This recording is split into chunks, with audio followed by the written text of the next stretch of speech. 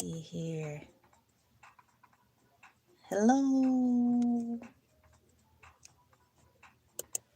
Testing, T minus 10, 9, 8, 7, 6. Turkey sandwich, testing, T minus 10, 9, 8, 7, 6. Ollie oxen free. LA, are you there? LA, are you there? Sound check, quality check. Blah, blah, blah. I want to see if I can hear myself. LA, are you there? Hello? Ah, is it? Good. I can hear myself. Now, as far as the music goes, I can hear the music. Keep moving forward. All right, sound check is a success. Silly Animal reports on February 2026. We've got the morning moo in the heezy, and we have it's time to get set up. That's what I'm going to do. Good morning, all my cool peeps. Welcome into the morning moo. It is Taco Tuesday. Thank you for coming in. 1, 2, 3. And move this over to the left over here. Close that out. And boy, it feels good to be on early. Or should I say earlier? The next, what I'm going to put right here. Oh, right here. There, and stuff is popping up. Cool. Memo pad. MEMO. And cow. COW spells cow. Now, do we capitalize the cow? No, you don't capitalize the cow. Or should I say, do you capitalize the C on cow? No, you don't capitalize the C on cow. Welcome into the morning moo. I have my things labeled on here. Good morning, everybody. Welcome in. My name is LA, pronounced like LA, like the city. I'm not from there, but I'm breezy. Welcome into the next millionth installment or edition of the morning moo. And it is also Taco Tuesday. Feel free to put cow emojis in the chats, animal emojis in the chats, or your favorite emoji in general in the chat. And let's move forward. I'm going to put in a question for the day. Ask, let's see here. Did you enjoy your Friday the 13th? You enjoy Friday the FRIDAY the 13th last week? Yay! Hi! Your Inspire Me Thought of the Week. Well, right now I'm typing in the survey, and my survey is asking, did you guys enjoy the Friday the 13th last week? So as of now, that's the inspiring thing I have. Yes, I have options. I have yes, no. I forgot all about it.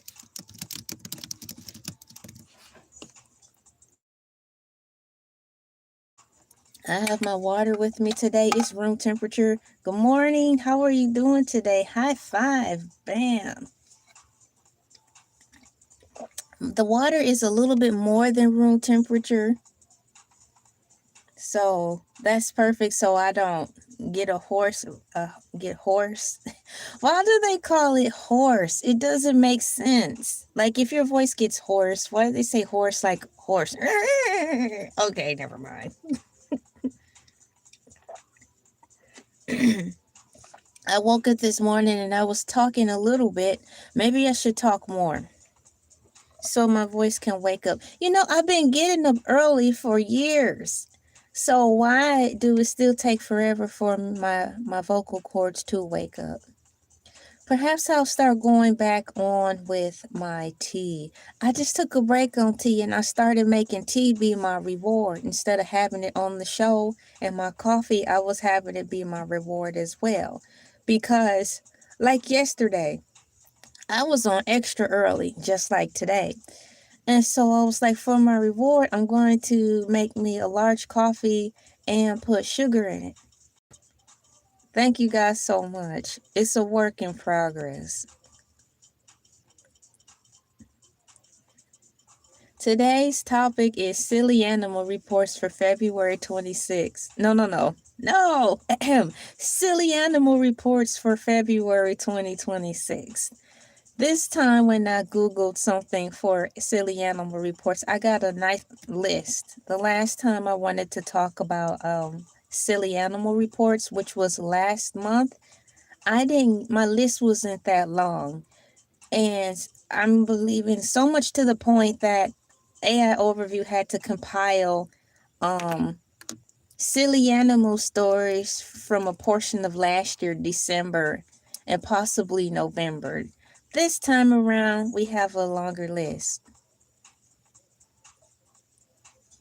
Yeah, and it's like, why? I feel like Yzma from Emperor's New Groove, when she got turned into a cat, she was like, "What? Is this my voice? Is this my voice? Oh well."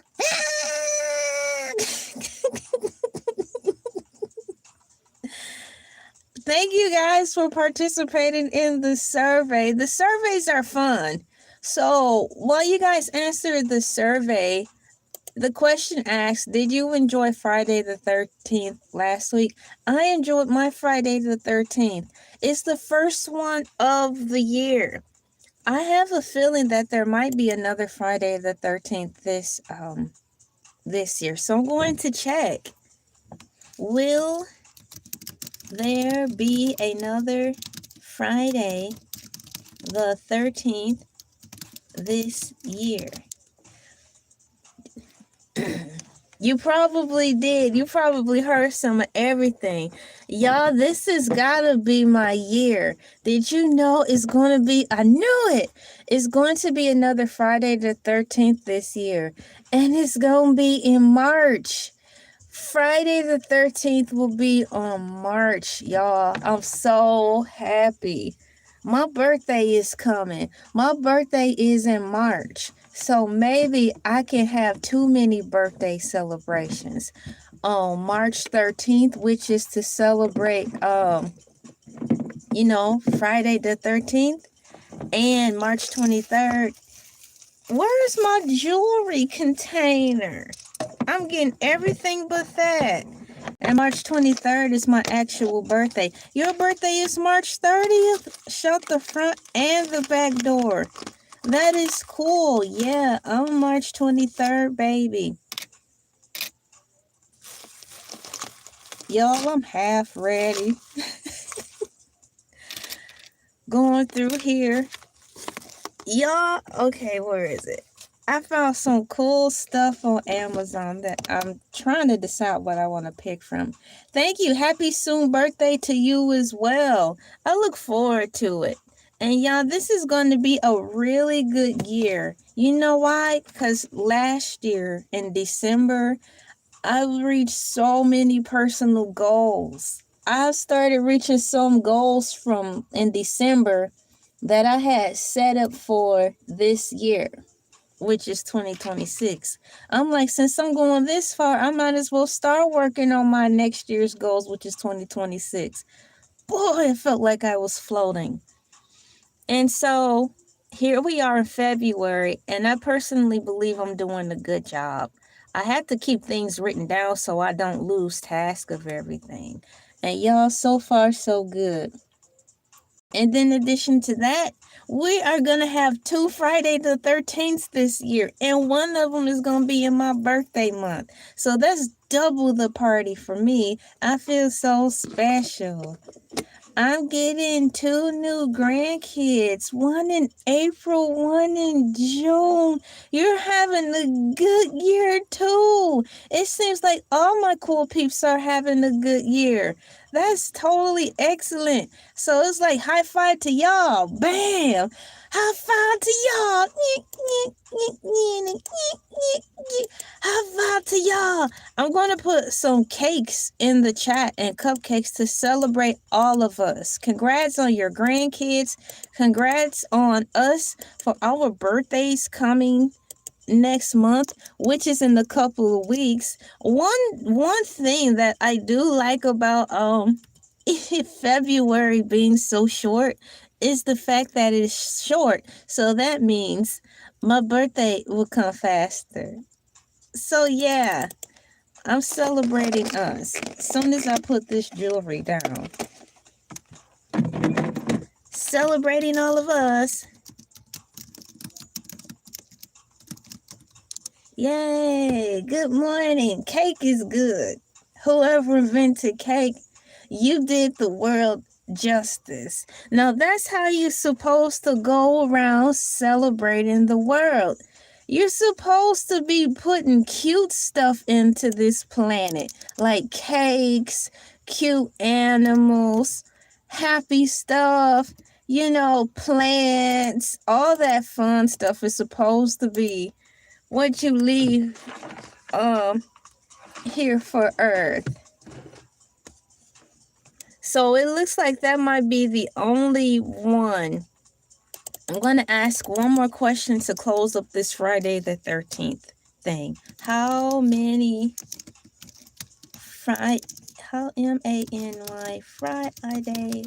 13th will there be this year? Thank you guys so much for the hearts and stuff. I see them over on the my Chromebook that I'm typing and reading on. So I appreciate you guys. So if I'm not looking directly at you, I'm looking at the computer. I really like my Chromebook. I think they make bigger ones as well. But I tend to gravitate to the more medium-sized Chromebooks. I just like them. There are 3 Friday the 13th dates this year, y'all, which is the maximum number that can occur in a single year. February the 13th, which just happened, March 13th, and we have November 13th. That is super cool. Y'all, we gonna have 3 Friday the 13th this year. Ow, ow, ow. Party over here. I have music softly playing in the background. I'm not sure if y'all can hear it or not, but it goes right into the mood of how I'm feeling about celebrating my up-and-coming birthday. And then the fact that we're going to have a couple more Friday the 13th to celebrate. Thank you so much. Thank you so much. Peace and love to you as well. Welcome in. There will, and high five, bam. 2 more Friday the 13th days this year. One in March and the other in November. Yay.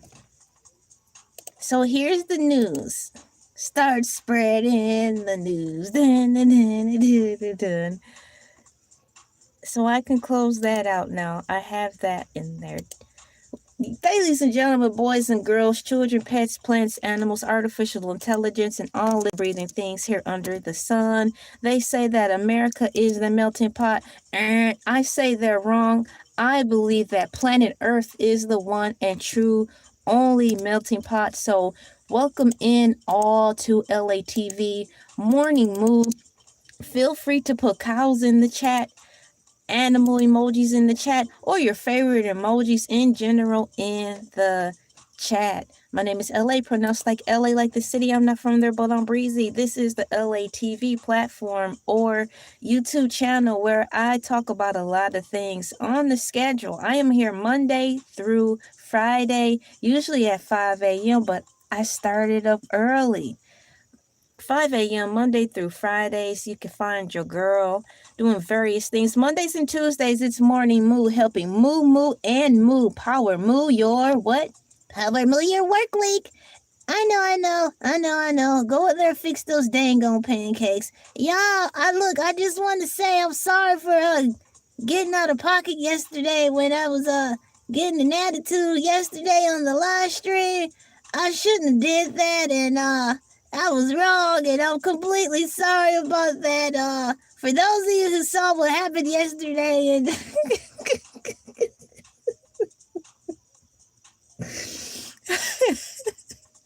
for those of you who saw what happened yesterday in the live stream for Morning Moo, things got out of hand, and yeah, they got out of hand. Y'all was fighting on and off the camera. I just want to apologize for fighting on the camera and off the camera. Y'all shouldn't have heard all those things. LA, why didn't you have the door closed? You fighting on the set. This is my show. This is my studio. Why you gonna ask me why didn't I close the door so y'all can fight and argue? Ladies and gentlemen, good help is so hard to find. Leave me alone. I said I'm sorry. You know what to do. Get in there and fix those dang old pancakes. Good mercy. You try to help out family and friends and they just act so stupid sometimes. Can't live within them, can't live with them, and cannot live without them. Moving forward, you are more than welcome to put down cow emojis in the chat, animal emojis in the chat, or your favorite emojis in general in the chat. This is the time on Mondays and Tuesdays where I ask NASA and the government to please provide us with two special things. One of the special things being, guys, we need strawberry cows. Dear NASA, aka science people, y'all up here tearing up the planet, having fun in y'all science lab, inventing all sorts of creepy stuff like bugs with too many legs and releasing it allegedly onto planet Earth for us to deal with. So while y'all tearing up the land, why don't you give us a strawberry cow, please, as a peace offering and some unicorns? I'm asking personally for these things because we need a peace offering to balance out some of this craziness that's going on. So can you go into your science labs, open up CERN, and give us the unicorn? We promise to protect them. My cool peeps, we still have some ninja suits available or karate outfits, so I'll place them down here. If you want to be a part of the Unicorn Protection Committee, here are your digital suits, ninja suits, and we have karate suits. It's a one-size-fits-all affair. Go on and sign up for the Unicorn Protection Committee today so we can be ready to protect the unicorns from Lord Voldemort of Harry Potter, because I'll have you know, thank you so much for the cute medal. That is really adorable. High five. Bam. Not only will I say thank you out loud to Tony Montana, I will also say thank you in words. I'll have you know, on Harry Potter, Voldemort was defeated by Harry Potter and his crew, but he passed away in Magic Land, and Magic never dies. So in my mind, Harry Potter, Lord Voldemort is still alive, which is why we have the Unicorn Protection Committee to protect the unicorns that we get from him. I am looking for some celebratory balloons so I can tell you thank you so much, Tony Montana, for the bronze medal. I really like that. Please wait just a few seconds. There we go. Thank you so much for your donations and for just stopping in. STOPPI. There we go. Thank you so much. Thank you so much for your donation. That means a lot and it's really helpful. You guys, I'm very grateful for you all. So we have the Unicorn Protection Committee set up. Get your uniforms today because we got to protect the unicorn. Shouts out to all the unicorns and shouts out to all the cows. Thank you so much. Exactly. Cows in the chat. Cows in the chat. Cows in the chat. Cows in the chat. Cows in the chat. Cows in the chat. Can you say juice in your angry voice? Well, it don't seem like I really have an angry voice, you know, because when I get upset, I really don't yell like that. I stay calm. So I have a pretend angry voice when I'm pretending like I'm acting like my parents or people in the streets or crazy customers at work. So, juice! Or we can have your boy come on. Because he's still a little upset low-key. Can you say juice in your angry voice? Well, brother, you picked the right time because I'm low-key still angry about what happened yesterday. Juice!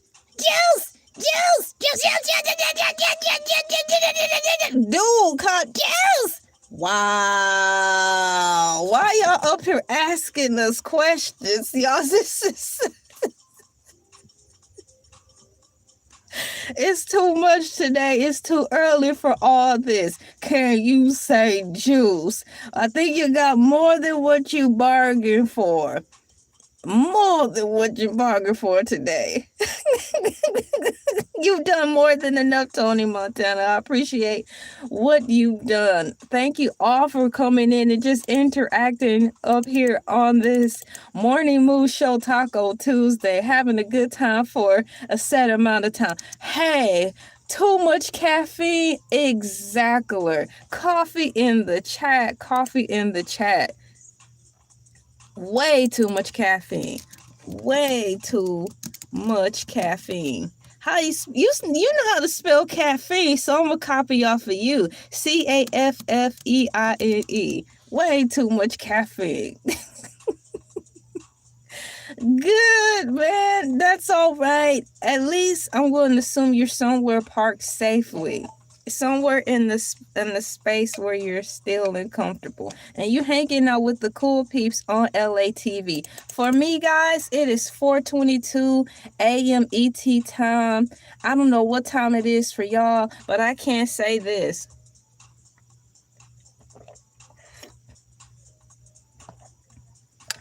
I have my tablet here with various times, so I can tell you what times it is around the world. Y'all ready to know what times it is around the world? Sometimes my spell check don't act right. I still been slowly trying to fix that. And the only time I usually remember to fix the spell check is when I go on live. And once I quit, stop streaming, I forget to fix my spell check. I downloaded Grammarly like last week, and then when I downloaded Grammarly into my my computer, my Chromebook, it had all these other pop-up boxes that was coming up. It was asking all these questions. I'm like, why y'all asking me all these weird new questions? I'm like, once upon a time when I downloaded Grammarly, all I had to do was just sign in because I'm already a member. And they're like, oh, LA, welcome back. Would you like a tour to be briefly reminded? And I'm like, no, thank you. And I'll go continue. This time, like 3 different boxes popped up. One was about location. One was about some AI technology and something else that I honestly was unable to comprehend because it was too early in the morning. So I just shut it down. I'm like, this is too much. Y'all done lost y'all minds. So as I go back to here, you guys, I have a list of times. Tell us all this time. I'm drinking warm water. Warm water for my voice. That's what I'm drinking. So I'll type that in. I'm going to put tea right here. Oh, look it, I have a cup. Y'all, I have a little cup and it look like it has ice in it. So hopefully it'll show up. I'm drinking room temperature. Well, it's more than room temperature. I'm drinking DRINKING warm water. There you go. I'm drinking warm water. So you guys, in Sacramento, California, it is 1:24 p.m. No, 1:24 a.m. Excuse me. In Cairo, Egypt, it is 11:24 a.m. In London, it is 9:24 a.m. They are 5 hours ahead. And in Egypt, my cool peeps, they're 7 hours ahead. And in Australia, for all my Australians in the heezy, they're 16 hours ahead. So it is 8:24 p.m. already. And here I am, just starting my day. Gotta get up, gotta get going to see a friend of mine. He's round and he's fuzzy and I love him because he's what? Pooh Bear, when is a Pooh Bear? Will you go in the kitchen and fix those pancakes? You have one job to do, and it don't consist of you being all in the camera. How are you doing? I'm having a good time here, y'all. I am so trying to keep people together. Oh my gosh, I have a new emoji.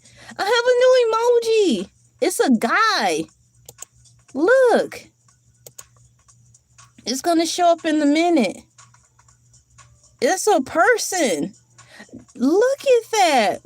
I have a new emoji that popped up in my Rolodex, or should I say emoji dex. You know how they have Pokemon have an emoji? Well, no, Pokemon has a Pokedex. That's weird. Hanging out with the cool peeps for a short amount of time. We have our comfortable clothes on. We have our beverages with us, be it tea, coffee, water. I have warm water, donuts, onesies, comfortable blankets, and we're hanging out. You know how the senior citizens from our time used to hang out at McDonald's and read the paper, drink scalding hot coffee, and just sit around and shoot the breeze? Well, this is what that is, except it's digitally, and it's done in the morning, and we're hanging out. So that's that on that. I don't know who it is, but when I was going through my emoji catalog, that's a new one that popped up. So yeah, this emoji just showed up in my emoji catalog today. CATALO catalog LO today. I don't know who he is, but I wanted to share it. This emoji just popped up in my emoji catalog today. I don't know who he is, but I wanted to share it. I'm not sure. I wanted to share it because I don't know if YouTube works like TikTok. If you don't use it, you'll lose it. So I just put it in there so it can encourage, in my mind, for the computer to start also generating other types of emojis. So, to me, from far away, it kind of looks like a modern day hobbit in a hat.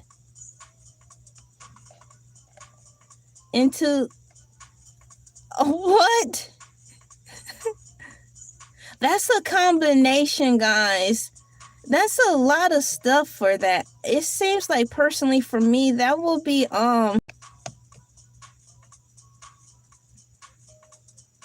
too harsh on the body. But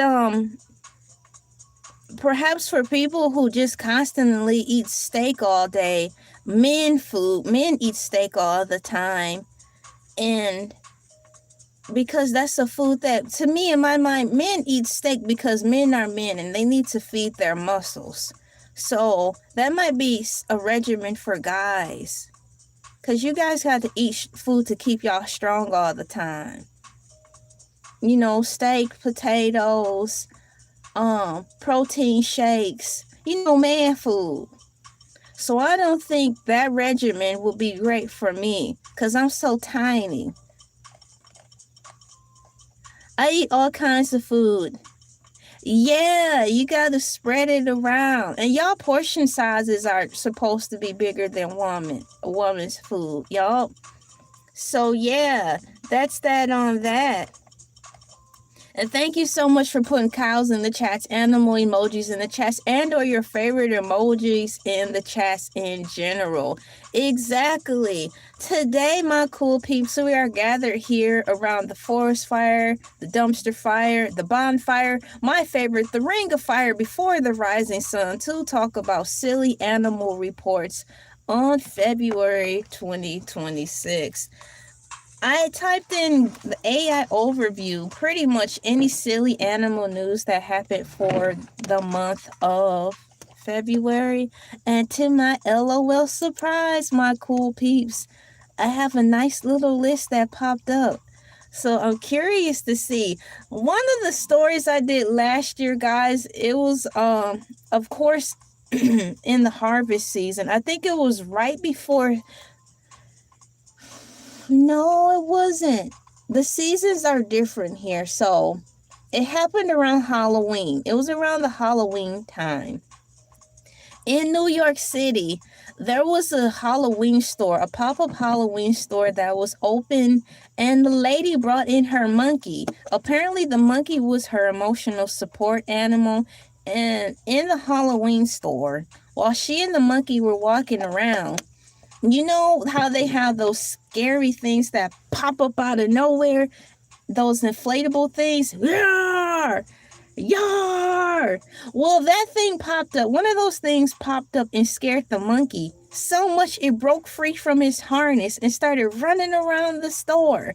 So much so that they had to call the police to help get the monkey to calm down.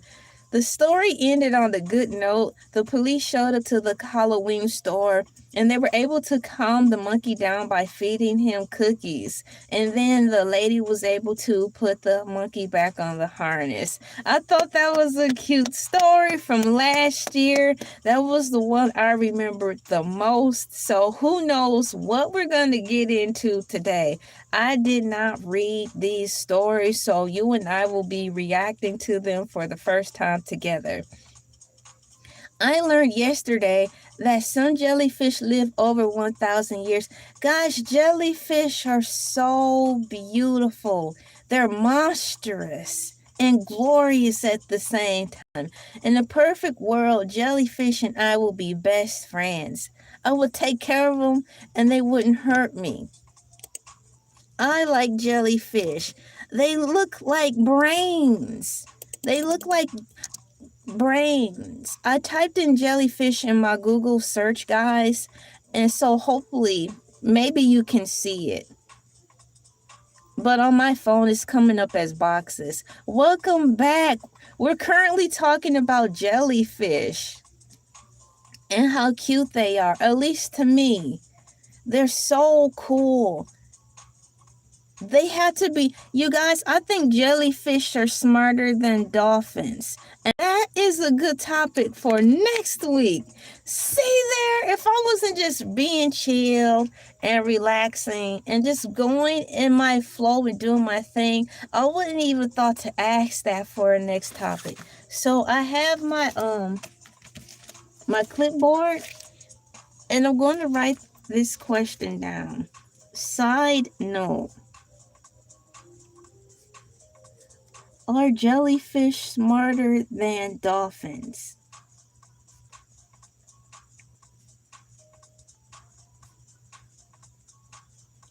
Thank you for waiting for me while I write this down.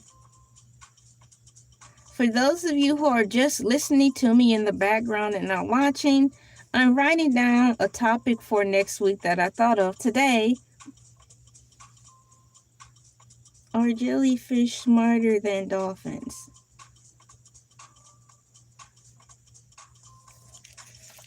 Goblin sharks. There's a such thing as goblin sharks?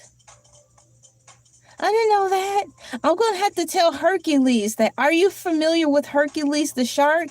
Hercules the shark comes on every Friday morning, guys, and it's an actual shark, and he talks to everybody and engages like how I'm talking with you now. We hired a real shark, and he talks with you guys. So if you come back on this Friday at 5 in the morning, you can mention goblin sharks to him, and he'll probably tell you all about it. But for my personal enlightenment, I'm going to write down goblin sharks.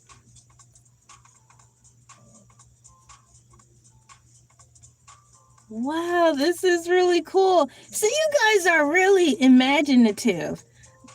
Welcome to Elay TV, where cool people are welcome. There is a such thing. You want to talk about scary looking fish because you mentioned goblin shark, to which I'm writing down right now, but I talked about the angler fish. That was talked about actually Friday with Hercules the shark. He talked about angler fish and Ozempic.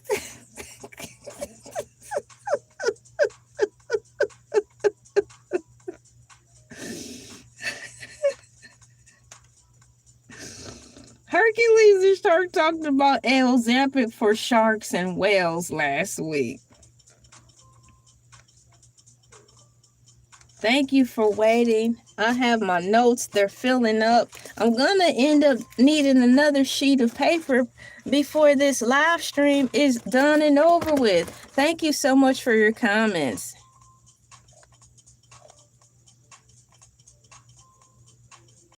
Cute until you step on one on the beach. Exactly. Quick question for you. You said cute until you step on one. Do you think the beach shoes, or they call them water shoes with the rubber soles, do you think that will be enough protection between you and the jellyfish if you accidentally step on one? The rubber sole shoes. I like those shoes. I actually need to get me some more because they are comfortable in the summertime, especially if I don't want to wear sandals, So wearing water shoes as regular shoes in the summer gives my feet extra protection, but room to breathe. Sometimes I just don't feel like having my toes out like that. I don't be wanting all that. Because I don't be wanting to feel the dirt. It's like, ugh. I'll have some Fruit Loops today. Take a handful and pass it around if you want. I did a bonus video yesterday, and I talked about the All-Stars basketball game. And on that one, I ate some potato chips. And y'all, those chips were so good. They had just the right amount of grease in it. And the chips were salted so perfectly. Exactly. You said I wore them in DR. I felt protected with them. That's how I feel too. It's the perfect balance. With the perfect flex as well. I think I stepped on one in Florida when I was young, and it hurt for a half a day. What did you do to, oh my gosh, I'm so sorry. What did you do to alleviate the pain? This is funny and crazy, meaning we were just talking about yesterday in Morning Move, holistic ways to cure burns. Did you guys apply butter on it? What did you do to soothe it, if you remember? We have a lot of my cool peeps participating in the survey. We have Bella Swan here. She will be reading the survey. So that works. I heard about that. I have forgot all about that remedy. I'm going to assume that it worked, at least in the strength of keeping it clean. Yeah. I do recall that technique. I think it will work as well. Good evening. It's not evening. Good morning, everyone. I'm Bella Swan, but you already know that. I'm Bella Swan from Twilight. I'm important. Oh, boy. It's time for me to read the survey. What's going on in these comments? What are you guys talking about? Can you stay out of the comments, Bella, please, and just read the survey? I just want you to please read what my cool peeps voted on. Okay. Hello, cool peeps. Did you enjoy Friday the 13th last week? 53% of the cool peeps said yes, 12% said no, and 35% of you all said I forgot about it. Look, I'm part of the 35%. I forgot about it, okay? Girl, what's with the attitude? You have an attitude and your boy have an attitude. Y'all need to get this together because yesterday y'all was fighting on the camera and off the set. Don't give me attitude and don't give my friends an attitude. Tell them you sorry. Look, guys, I'm sorry I have an attitude. I didn't mean to give you all an attitude.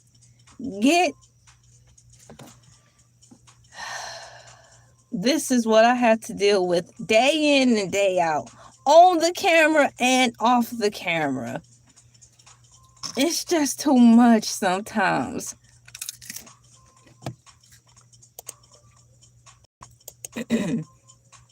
Y'all, it seemed like I just pushed start 6.5 minutes ago. You mean to tell me I've been hanging out with y'all already for 41 minutes? Where did the time go? Time is always flying when I'm on here. And even when I'm on the live stream and I'm under the weather, the time still goes by fast. Moo you later, back to work. High five. Wow, bam. Thank you so much for coming in. And I'm glad I was able to help you power through your work day. Thank you so much for coming in. A round of applause. Yay. And I'm going to put thank you for coming in as well. Thank you so much. I don't want to spill my cereal. Much for spending for I'm typing into you. Hopefully I could type fast enough. Spending SPEND some time with us. Yay! Have a good day. Please have a moo-tastic day. There we go. Yay, I was able to do it. Hopefully you see it. I put thank you so much for spending some time with us. Please have a moo-tastic day.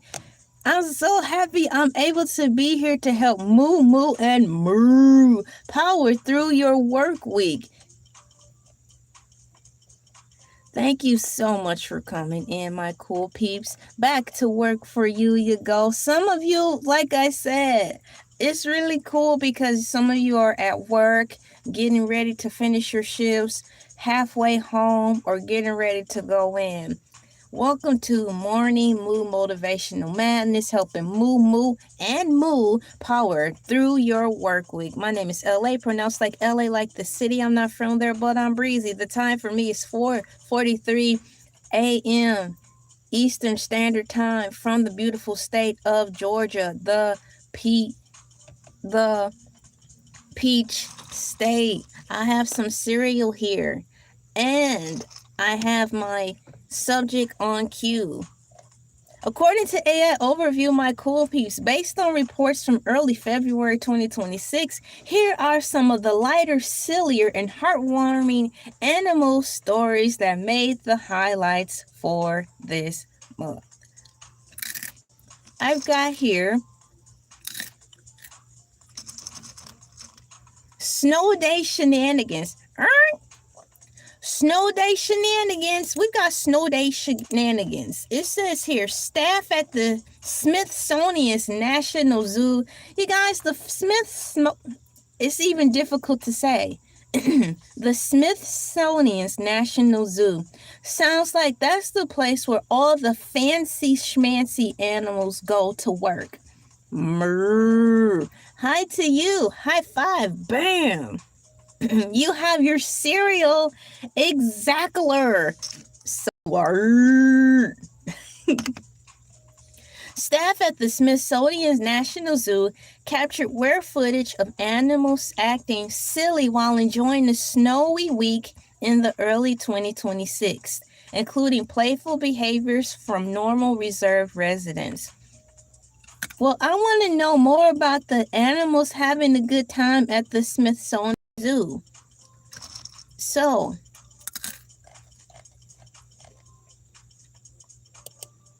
I'm going to type in Google AI deep dive. Can you please tell me more about the silly animals at the Smithsonian Zoo?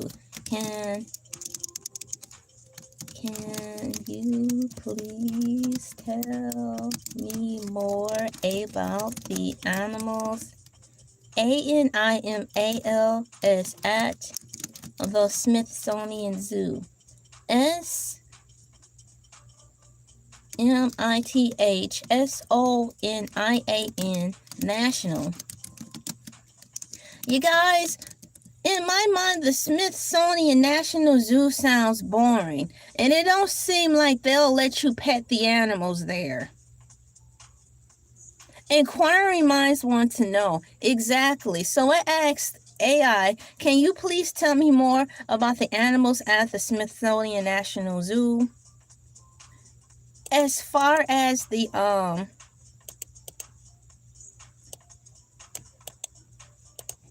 I need to expound that answer. Far as the winter snow. I need to be a little bit more detailed in my questioning. All right, so I rephrased the question. Thank you guys for waiting. I typed in, can you please tell me more about the animals at the Smithsonian Zoo as far as the winter snow? Many animals at the Smithsonian National Zoo have been filmed making the most of February 2026 winter season, particularly during a significant snowstorm late last month that blanketed the park. Snow Day Superstars. Snow Day Superstars. We've got giant pandas. Yes, they're getting ready to talk about pandas, guys. So go put pandas in the chat. So it says giant pandas, Bayo, Lee, and Queen Bo, the zoo's newest pandas residents, were the breakout stars of the snow. Queen Bo was frequently seen frolicking and performing somersaults, while Bo Lee showed off his tumbling skills in front of a howdy gate to impress her.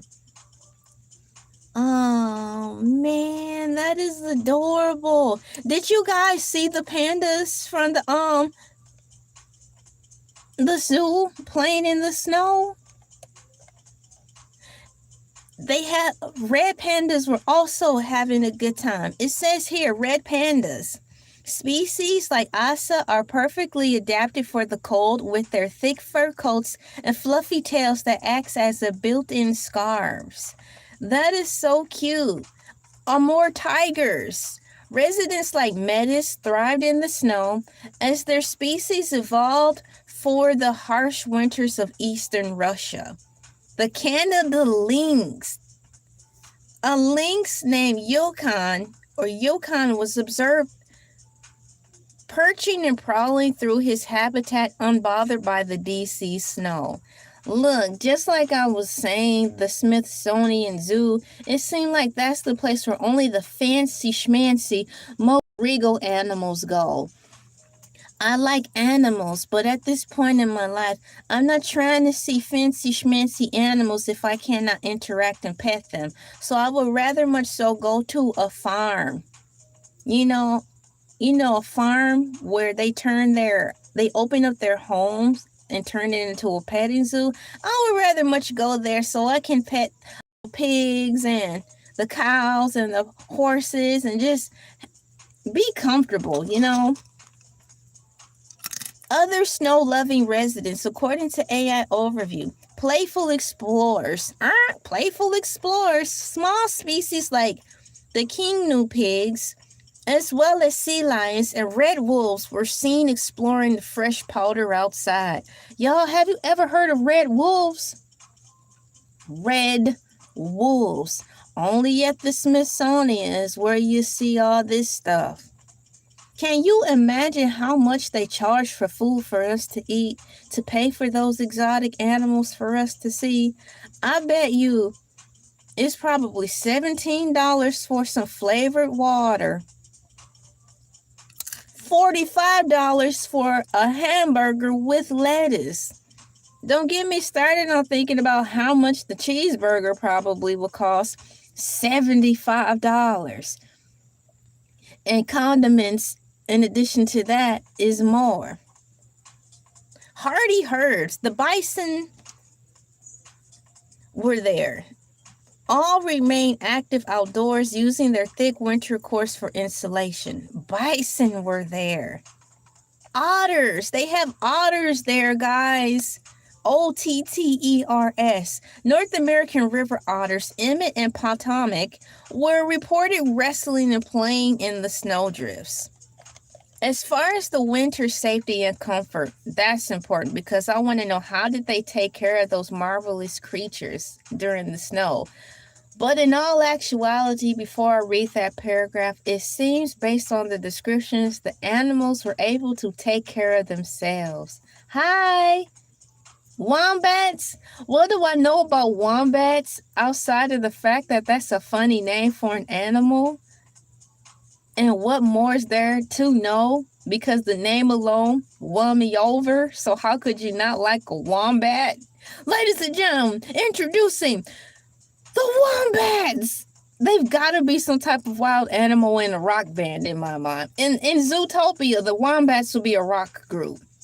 So thank you for your question, and that's my opinion on wombats. With a name like that, how can you not like them? It seems like it. Wombat. Yes, the pancakes are actually cooking. I probably won't be getting any. But yes, the pancakes are cooking, and I can actually hear sizzling of butter. I think they ordered some new type of butter that they're going to be cooking with. So I believe that it will turn out great. I'll keep you posted, but they're not arguing right now.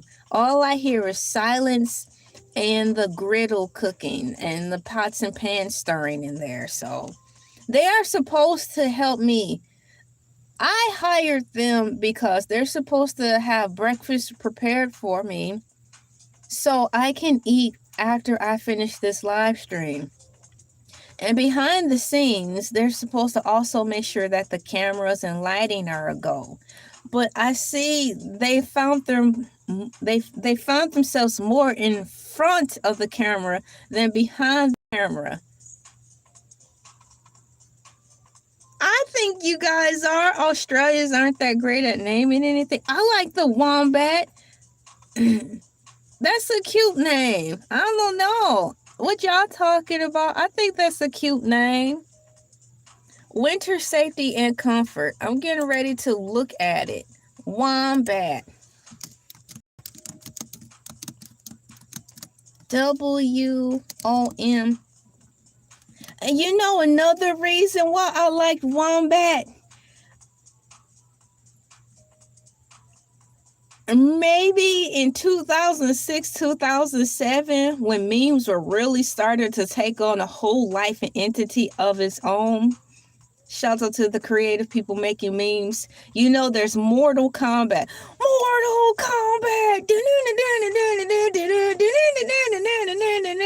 I saw a meme and it said, Mortal Wombat.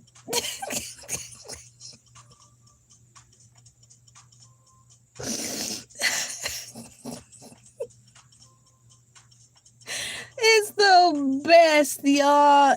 And it was so cute, and he was powering up and everything. So come on, how can you not like it? Who named the wombat Wombat? So that's what I'm typing in now. to see if I get an answer. The name wombat originates from the Durang language spoken by the indigenous Aboriginal people of the Sydney area, who originally referred to the animal as a wombat or a wombat. It was first recorded in writing by European settlers in January 1798, notably by John Price and James Wilson, who documented it as wombat. Aboriginal origin. Aboriginal origin.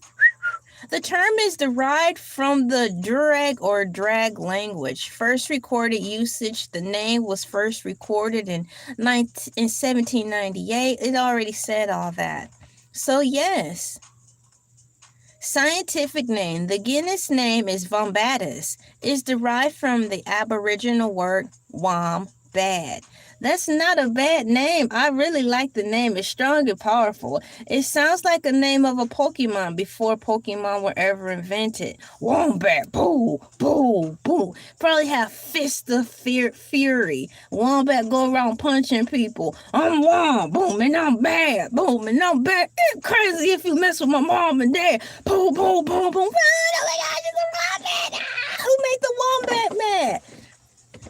Welcome to LA Geographic. Exactler. Exactler. So thank you for mentioning the wombat, because I was able to learn a little something about it. That's pretty cool. I'm currently talking about the cool animals who participated in this winter's snowstorm. So far, the Smithsonian fancy schmancy animals all seem to have had a good time playing in the snow, not a trouble in sight. And based on what AI Overview has been saying, they've been able to just easily adapt to the transitioning of the winter snow. There's a little portion left that I want to read out of curiosity, because I asked once again, can you please tell me more about the animals at the Smithsonian National Zoo as far as their winter snow? It's got winter safety and comfort. Heated options. While many animals chose to play in the snow, the zoo ensures all outdoor residents have access to heated indoor dens. Staying in. Some animals, like the cows,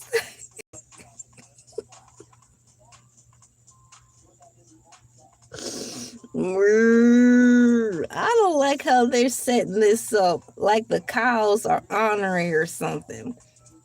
Staying in. Some animals, like the cows, Willow and Magnolia, reportedly prefer to stay inside near their heaters rather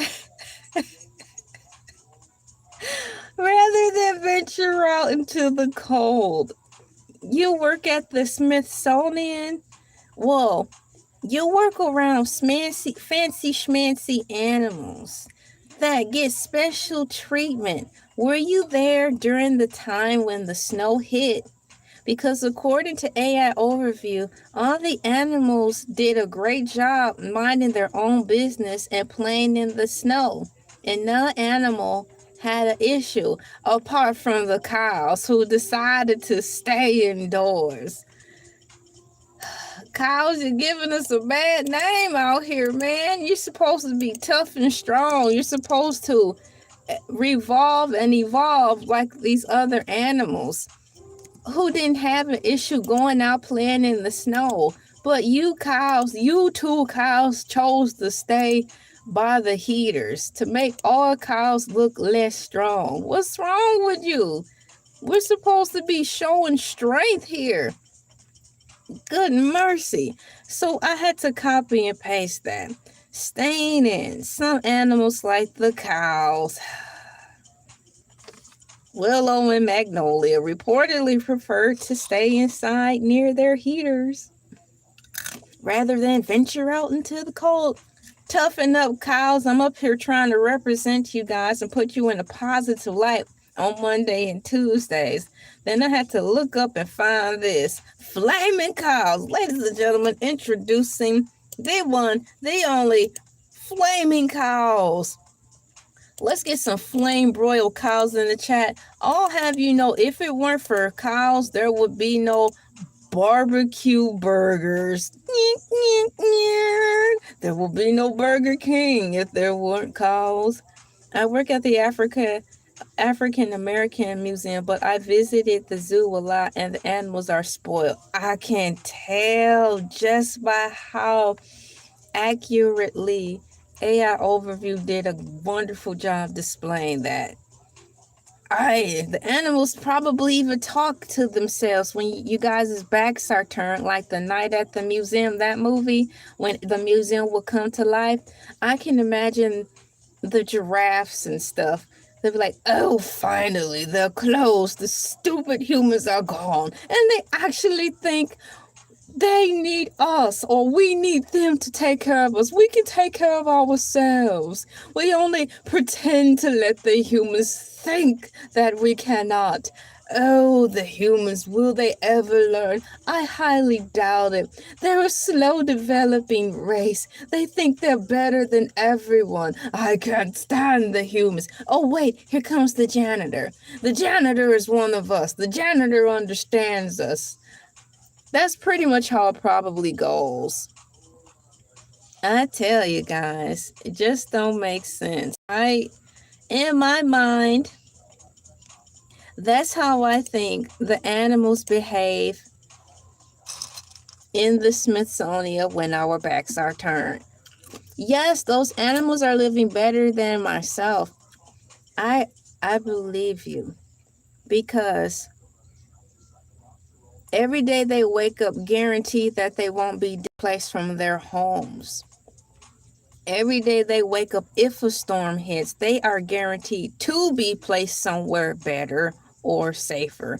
Not many of us have that type of support, but the animals do, and they eat some really good food. I know they get the best food, better than us. In my mind, in reference to the Smithsonian fancy schmancy animals, they get first choice of the produce and meats, and then that food that's picked over gets sent to Whole Foods and all the fancy schmancy vegetable places for the rich human people. And then after they pick over what they think is the best, we get what's left, i.e. shopping at Kroger, Save a Lot, Food Depot, blah, blah, blah. And that's the chain of command. Animals first, we're second. One day, a day will come where we will do tricks for dolphins in exchange for dog biscuits.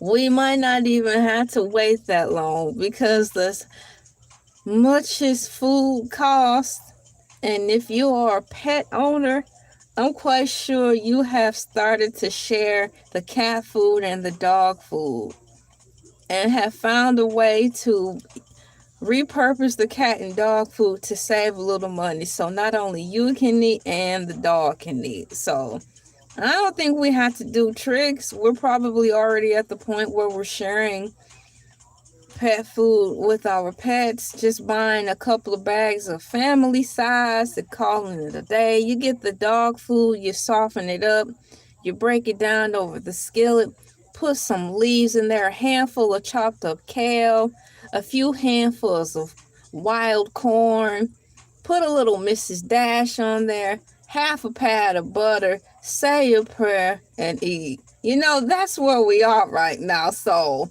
we might not have to entertain the dolphins for a dog biscuit, because some of us already eat dog and cat food in the name to just save a little money, to keep the lights on for another month, as we scratch our heads and figure out how we gonna do this again next month.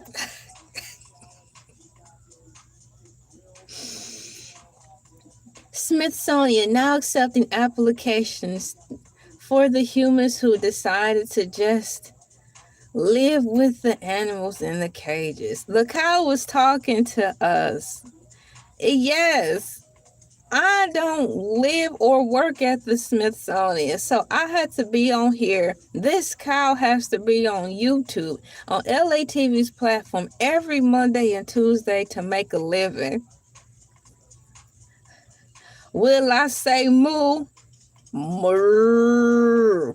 I'm on Elay TV Mondays and Tuesdays trying to make a living. I tried to apply to live and take refuge at the Smithsonian, but they turned me away. They said my coat too dirty. I said that's the complexion of my fur. They said go on back from whence you came, Kyle, and fend for yourself. So I did apply to work to live at the Smithsonian, but they didn't choose me. So I'm here talking to all of y'all. Bella Swan, can you please come and read the survey for us? Bella Swan.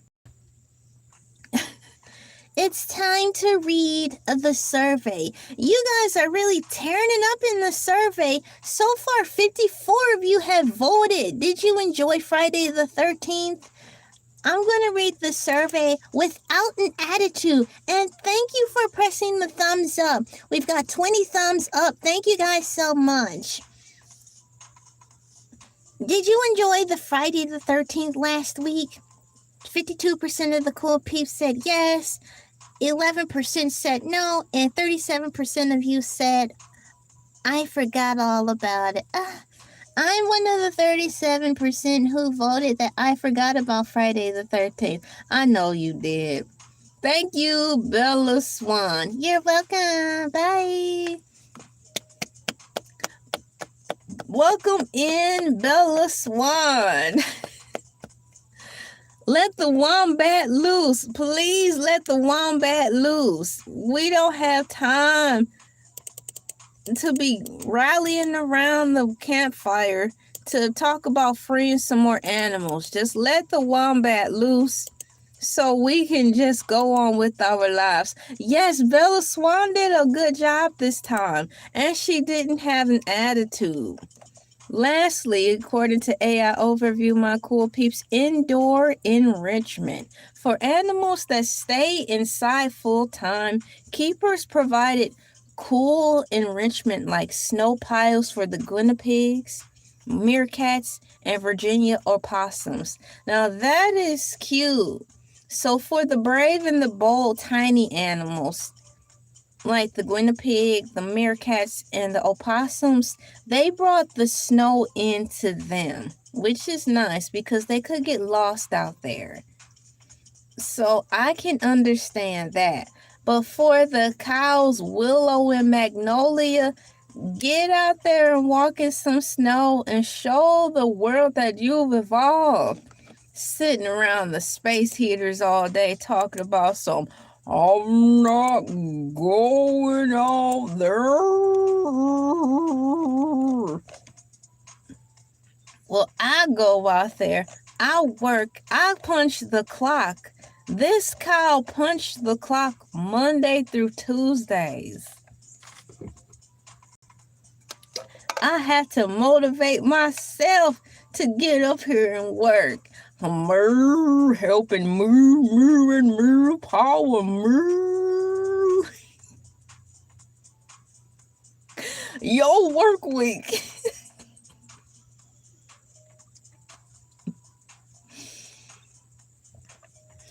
Porky Pig was on the day before yesterday. Looney Tunes, the more modern day Looney Tunes on Cartoon Network.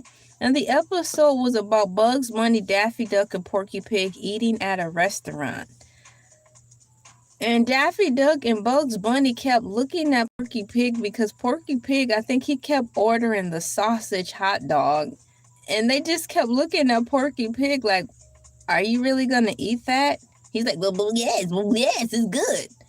And I'm like, he's not getting it. It's a pork sausage hot dog. You're a pig. He did not realize what was happening until the very last minute of the episode to end. And he went bonkers after that. I'm like, they tried to tell you, son. They tried to tell you that what you doing right now, what you ordering, that's not right, man. That's not right. But he found out the hard way. They tried to save him, but that was a funny episode. Silly Animal News reports for February 2026. I did not even make it an inch down the list because I got sidetracked into reading all about the goings-ons and shenanigans at the Smithsonian National Zoo. And once again, shouts out to my cool people who actually works at the African American Museum. We're right here. Garfield 9370 said, I work at the African American Museum, but I visited the zoo a lot and the animals are spoiled. See, we have boots on the ground reports. Once again, thank you, Garfield, for your report on letting us know and confirming that the animals there are spoiled at the Smithsonian Zoo. And shouts out for having such a cool job at the African American Museum.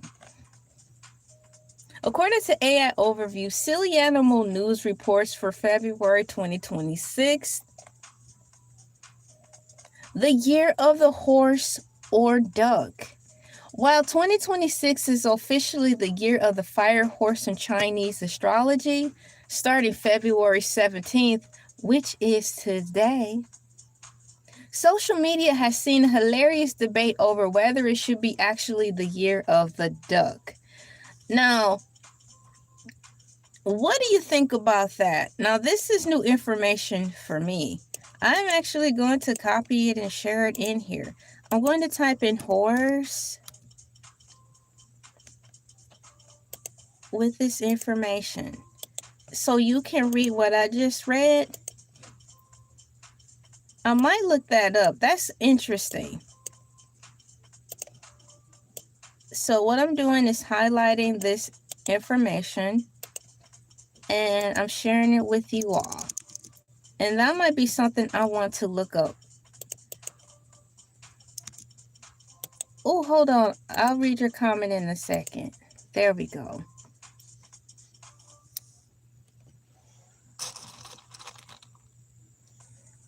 So here, the year of the horse or duck. Well, specifically the year of the fire horse in Chinese astrology. I'm going to copy and paste this whole paragraph and ask, please explain.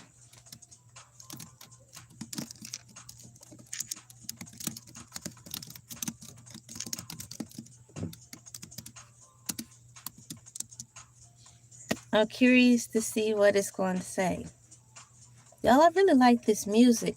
This music, if you're wondering, is really posh. This song that's playing is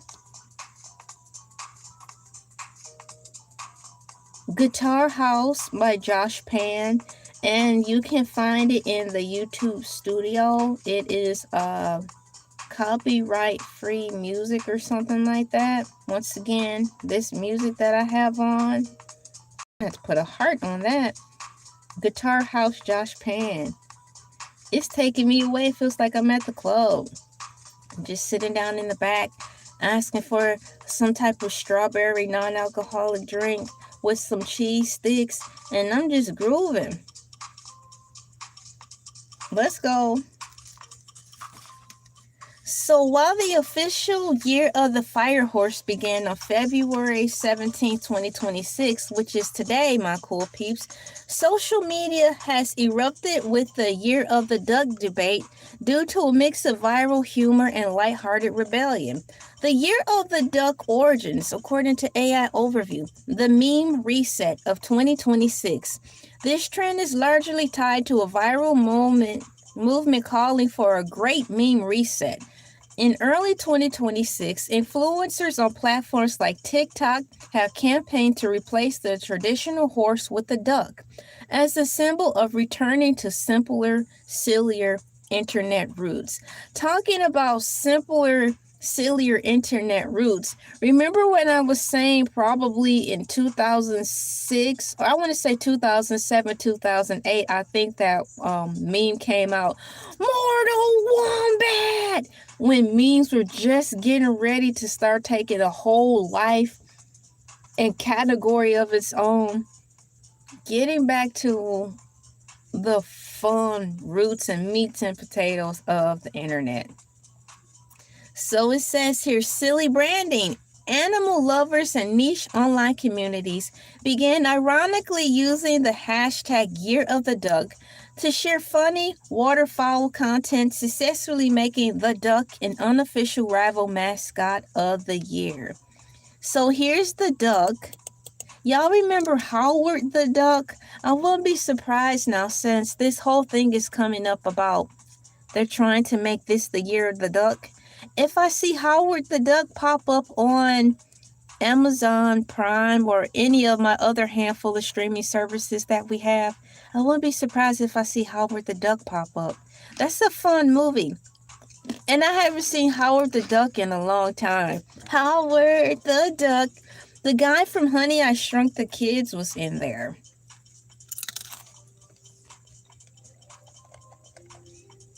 It's got the official Year of the Fire Horse. Despite the duck-themed distractions in 2026, it is officially the Year of the Fire Horse in the Chinese zodiac. Did you guys know that? A rare event occurring only every 60 years. I don't know about you guys, but I am dang gone happy to be born, to have been born when I was born. Because there's been so many epic events that's been happening in my lifetime. Like when my mom and dad were born, they were just getting over all that stuff from their past. But it wasn't epic enough. We've got political epicness happening, and we've got artificial technology epicness happening. We have the whole work. The ideal of how we work is changing. We're in a cluster of it, and it's happening right now. History is totally being written, and I'm very happy to be a part of it. I'm very pleased to be about it. It can be scary, of course, but change can be unsettling. But here we are, little peeps. Here we are. Despite the duck-themed distractions, 2026 is officially the Year of the Fire Horse in the Chinese zodiac, a rare event occurring only every 60 years. Symbolism. In traditional astrology, the fire horse represents high intensity, rapid change, and bold action. That sounds hot to me. A little too hot for me. Symbolism. I like this. This is worth copying and pasting in here for all of those of you who do not know. We've got this. Social media take. Even though sticking to the horse theme have turned it into a meme, a frowning horse plush sold in error became a viral sensation, with young workers jokingly calling it the perfect mascot for the stressed corporate spirits of 2026. Oh, celebrity connection. Celebrity connection. Price line negotiator. We don't have price line negotiator, guys. According to AI overview, we have celebrity connection. Some influencers have some influencers are even humorously rebelling Western pop icons as a good luck symbol. For the horse year, such as the surprising viral trend of pasting posters of Draco Malfoy on doors for protection. I love it. You guys, this is so cool. Draco Malfoy. I have to get in on this. Not Draco Malfoy. I need to share this, guys. I need to share this with you. So, shouts out once again to my Unicorn Protection Coalition, my committee, because we were talking about how we have a Unicorn Protection Committee. So, when NASA gives us the unicorns, we promise to protect them from Lord Voldemort. Because in my mind, that guy is still alive because magic never dies. So, we promise once the NASA people give us the unicorns, we will protect them. So speaking of that, I'm going to share the link with you right now. Well, not the link. I'm going to share with you. If you want to be a part of the Unicorn Protection Committee, here's your uniforms right here. Shouts out to the unicorns. Let's make planet Earth great again. Join the Unicorn Protection Committee. Combat Lord Voldemort. And let's save some unicorn lives. Unicorn lives. So did you guys know that this is the official year for the fire horse? If you did not know, now you know. Isn't it neat / amazing that out of the silly animal reports for February 2026, not only am I learning about these glorious animals and some snobby animals too, I'm also educating myself that this is the year of the horse, and it actually started today.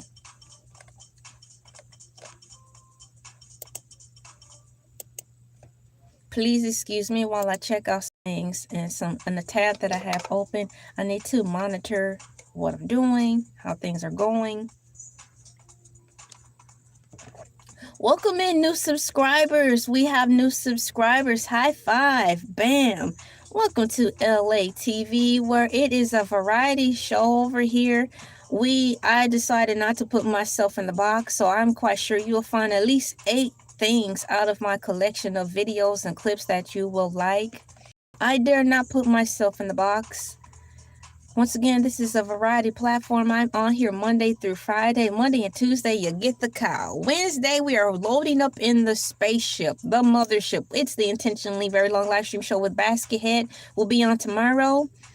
Thursday is Freestyle Thursdays. Well, LA will be on as herself, dressed as herself in regular clothes. And on Friday, your boy Hercules the Shark will be here. Yes, it's the year of the horse, positive energy 4131. And today is the 17th, so it's actually the first day for that. I didn't even know that. I actually found that out / discovered it by simply typing in something along the lines of silly animal news for February 2026. And here we are learning that is the year of the horse. So yeah. And if you open up your Google, I see that they also have a tab open now that I'm becoming more aware of what's going on. There is a horse in the Google thingy, so I'm actually going to open it to see what it's saying. Yes, I have Instagram. All the links to my social media connections are down in the description below, so all you have to do is press more. I have Twitter, Instagram, TikTok, Facebook. I have Tumblr as well, but I just didn't have it linked. But yes, I'm there too. So what I did, guys, it says here, I clicked on the horse on Google, and it opens up right here. It's my first time hosting LNY, and I want to honor the traditions while keeping them modern. Given that 2026 is the fire horse, what are the must-haves for the table? Also, what's the best way to explain the significance of the fire horse to my guests who might not know much about the 60-year cycle? Hosting your first Lunar New Year is such an exciting milestone. 2026 is particularly special because the fire horse is one of the most energetic and charismatic signs in the Chinese zodiac.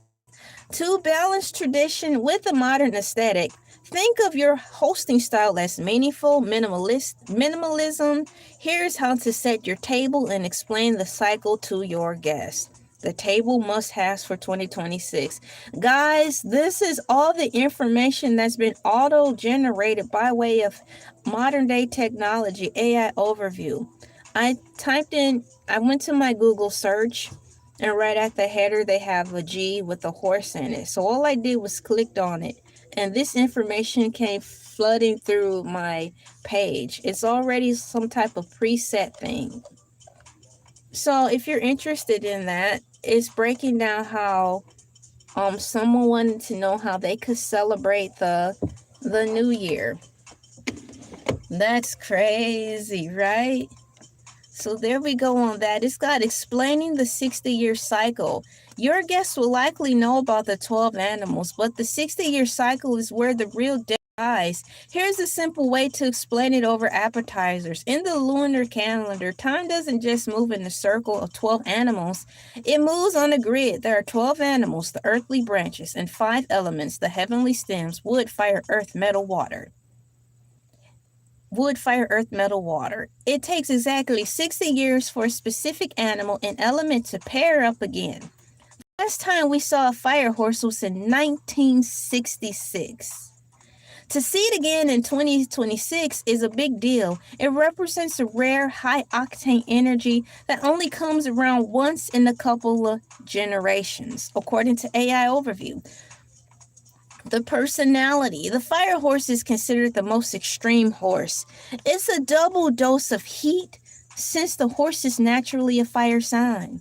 The vibe. It symbolizes independence, rapid change, passion. Tell your guests that 2026 is a year of taking the reins on your biggest goals. Wow, who would have thought? Just me wanting to talk about cute animals and their goings-ons for this month of February will lead to there. So I intentionally read more about it just in case I don't ever get back around to it again. I've educated myself on that. Yes, it is the year of the horse. Many animals at the Smithsonian National Zoo have been filmed making the most of the February 2026 winter season, particularly during the significant snowstorm late last month that blanketed the park. We went over that, and that was fun, going around the barn, talking about and reading about the fancy schmancy Smithsonian animals.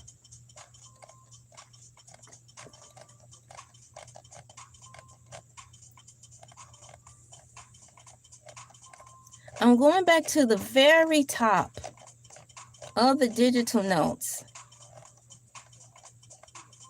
And now we just read the year of the horse or duck.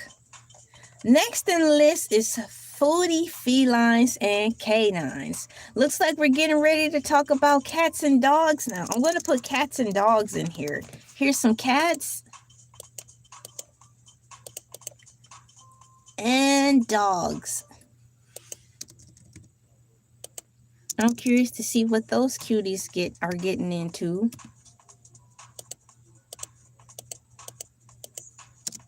Up next are cats and dogs, foodie felines and canines. Lasagna the cat. A sweet orange boy named Lasagna gained attention this February for his specific hobby, finding the highest possible point in any room and judging everyone from above. Did you guys know about Lasagna the cat? Number 1, that is a cute name for a cat. And number 2, this cat needs to be working at the Smithsonian because it's being judgy. I want to know more about Lasagna the cat.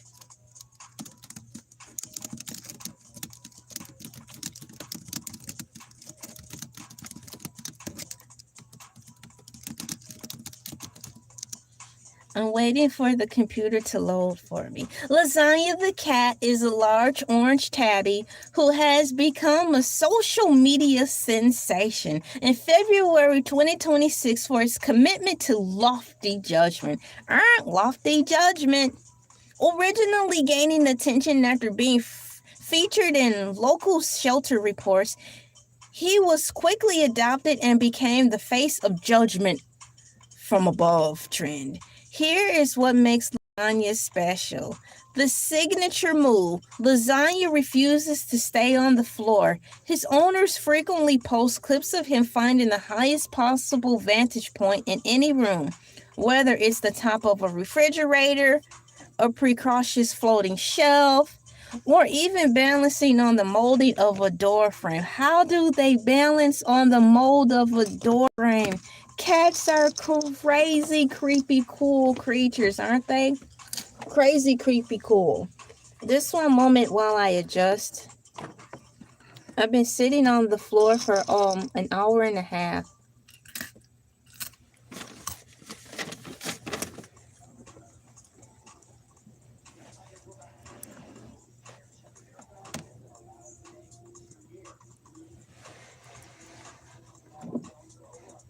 That's better.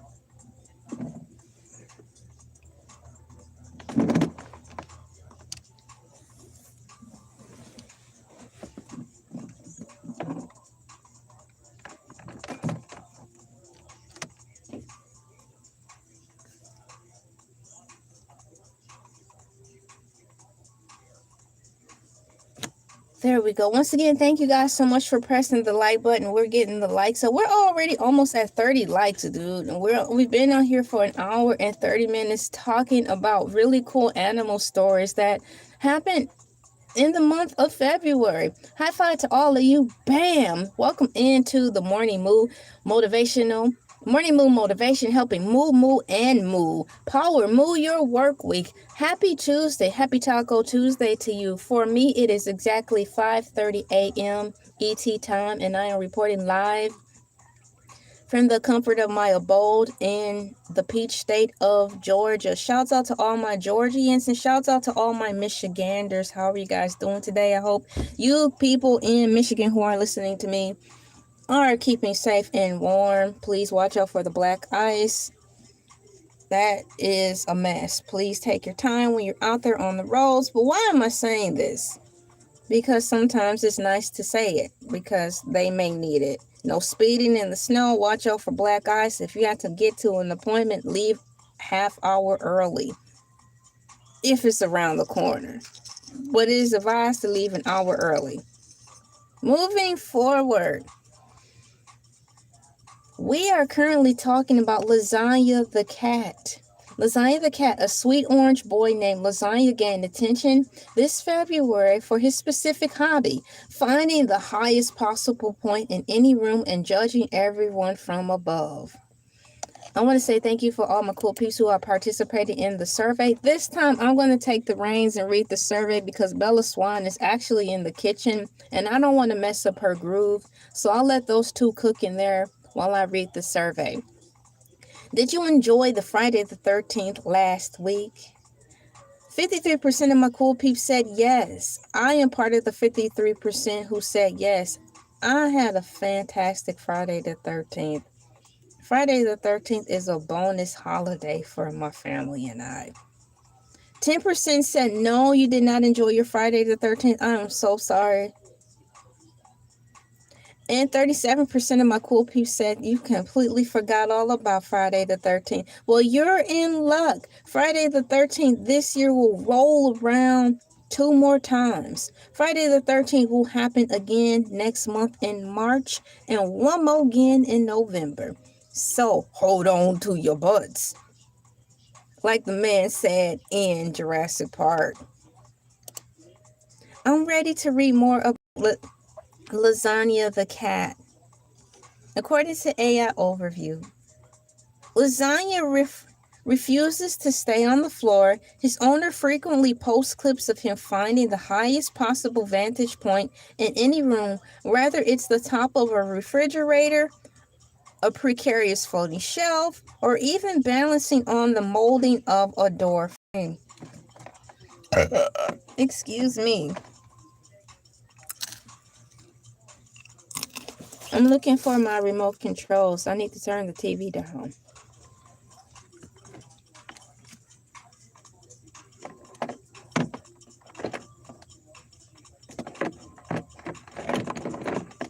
Wow, where is it? Found it.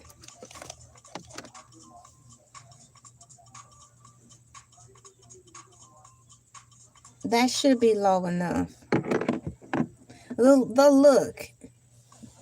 His name is not just for his orange color, but for his Garfield-like expressions of permanent, unimpressed boredom.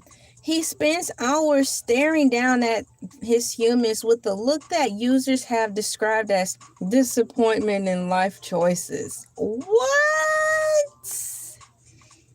I had to read that again.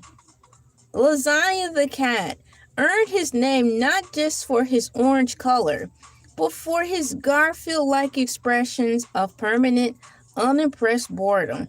He spends hours staring down at his humans with the look that users have described as disappointed in your life choices. That is crazy. Thank you so much. Welcome into the Morning Moo, helping moo and moo power through your work week. High five. Bam. Welcome in today. Happy Tuesday. According to AI Overview, Lasagna the cat, February viral fame. On February 12th, 2026, a video of Lasagna the cat accidentally knocking over a Valentine's Day bouquet from a high shelf. I bet you that was not accidental. And then staring at the mess without blinking garnered millions of views, cementing his status as the silly animal of the month. Excellent. So the silly animal of the month goes to our boy, Lasagna the cat.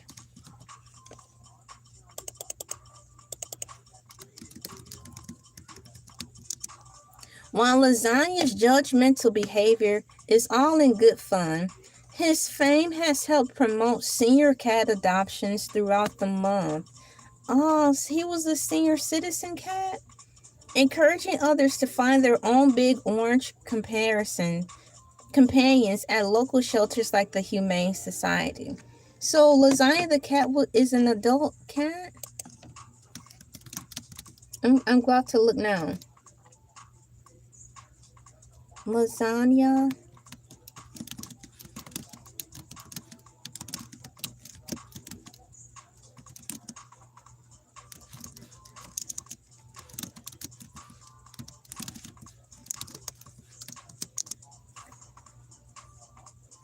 It says here, yes, Lasagna the cat is generally considered an adult, and depending on her exact age in early 2026, she may have recently entered her senior citizen years. According to veterinarian staff, cats are typically classified as seniors once they reach 7 to 10 years of age. That is so awesome. Adorable. Current status according to AI Overview.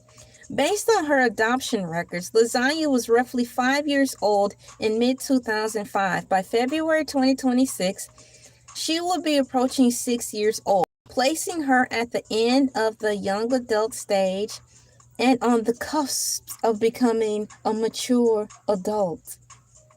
Shouts out to the adult cats.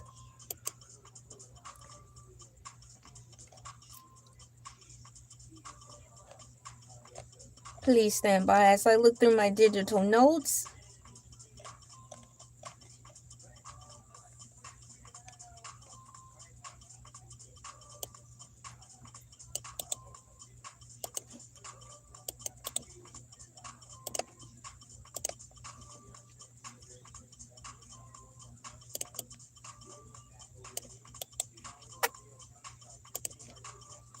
What's going on? How are you doing? High five. Bam. Welcome in. And in addition to that, happy late Friday the 13th. Friday the 13th passed, and it was a fantastic Friday the 13th. Welcome in. I hope you're enjoying your morning. Good morning to all of you. It is 5:38 a.m. ET time over here in the grand state of Georgia. I know in California they are 3 hours behind, so it's 5, 4, 3, 2 o'clock something over there. I want to thank all of you guys for pressing the like button, because if it weren't for Moo and Moo, I wouldn't be able to power through like this. It means a lot. I'm not going anywhere. I just want to say thank you while I have you here on the line. Doing a little maintenance really quickly.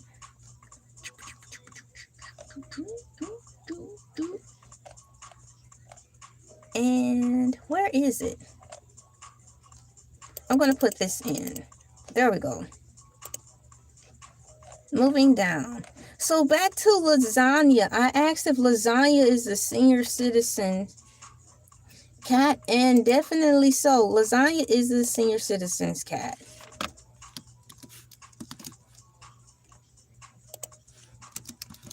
Hey there. And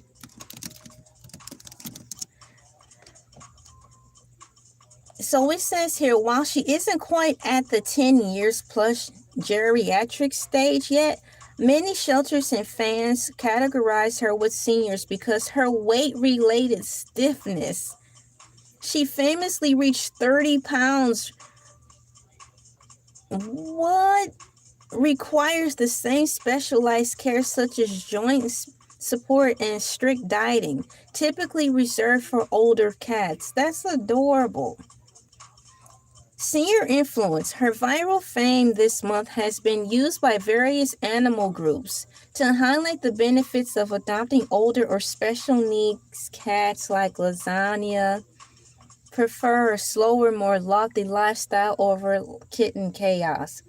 Yeah, I like the adult cats, especially if they're going to be moving around slowly. It's less to deal with. So that's what I just read in reference to Lasagna the cat. You guys, today's topic is silly animal reports for February 2026. And this has been a really good list of animals. It's like each bullet point that's been presented this time around when I'm talking about animal news has been an abundance of information. So much to the point where I want to, after I read the sentence involving the next featured animal, I want to read more about it than just the first few lines that it gives. We talked about the fancy schmancy Smithsonian animals. We talked about the year of the duck. We talked about the year of the duck, where some of the people are trying to make it be the year of the duck instead of the year of the horse. I just read and educated myself on that. And then now I just finished reading about Lasagna the cat. And that Lasagna is a senior citizen cat.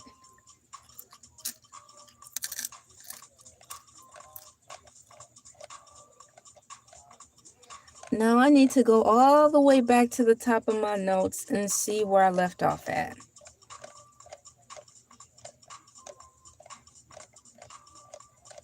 Wow, we really went through a lot of stuff. I'm still scrolling to the top of this list. Here we are for Silly Animal News Reports on February 2026. Under the foodie felines and canines category, we've got Gus the grocery helper.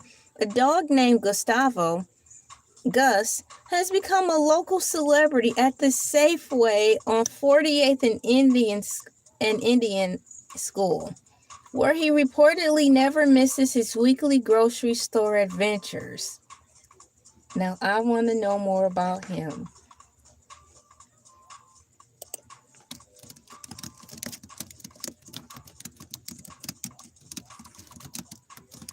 I want to know more about Gus, the grocery helper. That is cute. So have you guys heard about Gus, the grocery helper? Is it a cat that actually gets to go into a grocery store or something and help his owner shop? I'm just taking an educated guess before I read about it. I asked if AI Overview could tell me more information about this cat.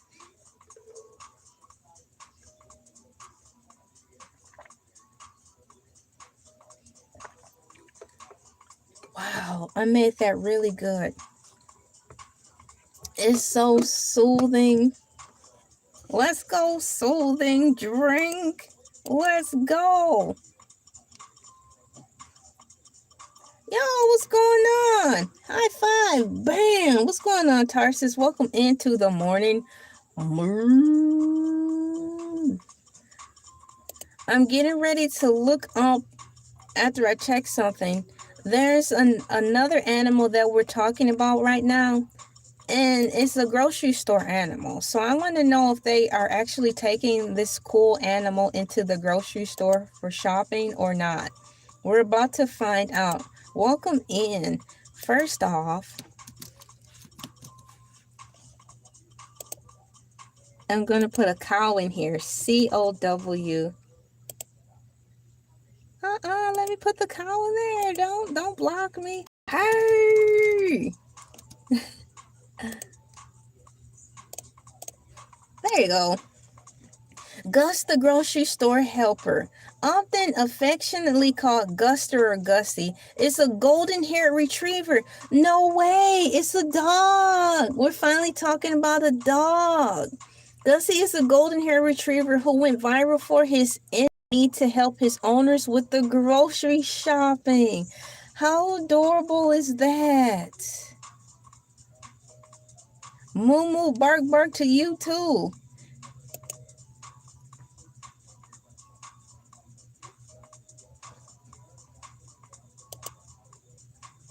Here are the details on why he is a local and internet favorite this February. It says here, the signature task. Gus is famous for helping bring groceries from the car into the house.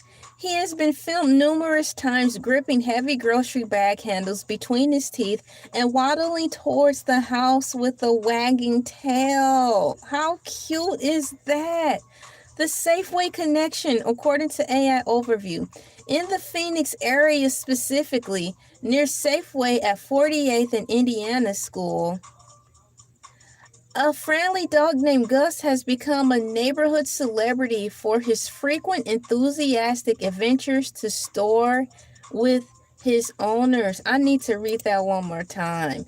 Oh my goodness, y'all, this is adorable. You guys, this whole month of me, how can I say this? This whole month has been very awesome with the animal stories. Spot on and jolly good. What color is, I think the golden retriever is orange. Yeah, I think it's orange. Hey, my cool peeps, what's going on? High five. I'm glad you guys are here to join me. Welcome into the show. So once again, it says here, in the Phoenix area, specifically near the Safeway at 48th and Indian School, a friendly dog named Gus has become a neighborhood celebrity for his frequent enthusiastic adventures to the store with his owners. Work ethic. His owners have noted that Gus feels a sense of accomplishment during these trips. In viral clips, as soon as he drops one bag inside, he immediately turns around to fetch another from the trunk. Other Gus's in the news. Interestingly, the name Gus is currently associated with several grocery themes. For instance, the Gus Grocery Bus, a mobile food pantry, is currently touring the Metro West region to increase food accessibility. Oh my gosh, that is adorable. A mobile food, I had to write this down. Gus the grocery dog, exactly. He's making a name for himself. He's fetching groceries for his family, and he's happy about it. And then in addition to this, Gus the grocery bus mobile. Wow. I need to write this down. For those of you who are just listening to me in the background, I thank you. There'll be a brief moment of silence because I'm writing down some digital notes. I said writing down some digital notes. I'm writing down some notes on this clipboard. Gus the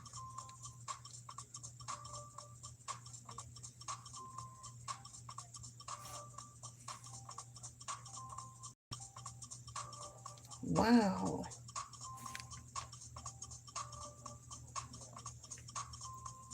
That is exciting. So this is 1, number 2. That's number 1. Side topics and possible ideas. Got it written down, guys. So once again, Gus. In the news, interestingly, the name Gus is currently associated with several grocery things. For instance, Gus, the grocery bus mobile food pantry, is currently touring the metro region to increase food accessibility. I'm learning so much today. I'm going all the way back to the top of the list to see which other animal is featured in this month's Animal Silly News.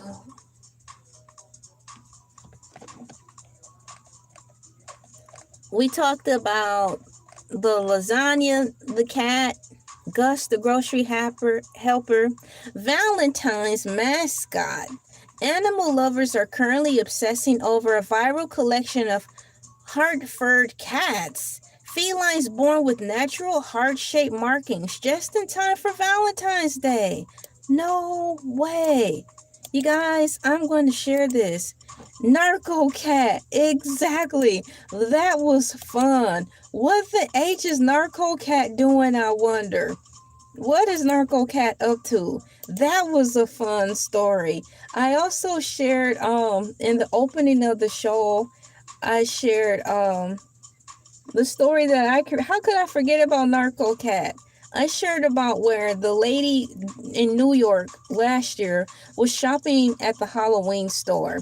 And I'm going to assume that the monkey was her emotional support animal. She had brought the monkey into the Halloween store and it had its harness and stuff. But the monkey got scared because one of those inflatables or something jumped out and popped up and scared the monkey so bad it broke free from his harness and started running around the costume shop. They had to call the police and the police came to help get things under control. You want to know how they calmed down the monkey? They gave him a cookie. So they fed the monkey a cookie, and so the owner was able to have the monkey be calmed down and put him back on his harness, and they left the store. But that was another fun story that we talked about last year. And yes, you mentioned Narco Cat. Exactly. That one was insane. Narco Cat follow-up. I wonder how he is doing. I'm going to write that down. Thank you for the reminder. Cookies. We always manage to talk about food.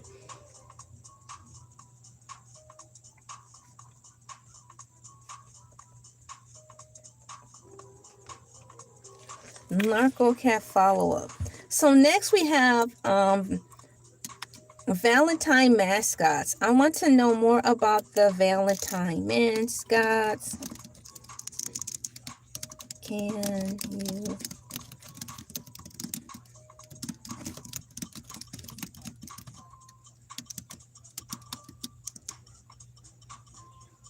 I like this music.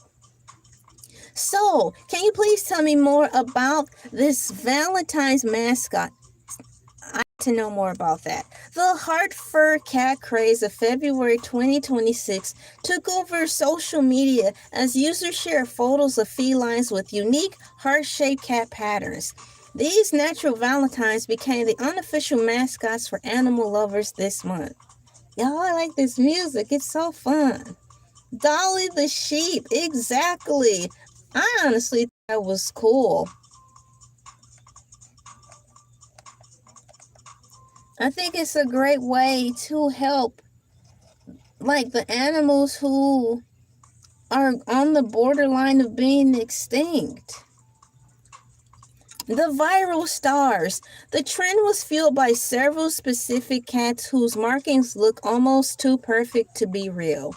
The nose heart tabby. A gray tabby named Cupid went viral for a perfectly symmetric black heart centered right on his pink nose. The side marked sweethearts. Photos of the cats like Patch, who has a large black heart on his white flank, resurfaced and trended on platforms like Pinterest and Instagram. Shouts out to Pinterest. You guys, I'm on Pinterest as well. Someone had asked me earlier if I was on Instagram. Yes, I am on Instagram. In the description box below, it will have a few links. I'm on Twitter, Instagram, TikTok, Facebook, Pinterest, Tumblr, LinkedIn, and probably some other platforms. I'm not on Snapchat though. That's for sure. I don't do Snapchat. It's tacky.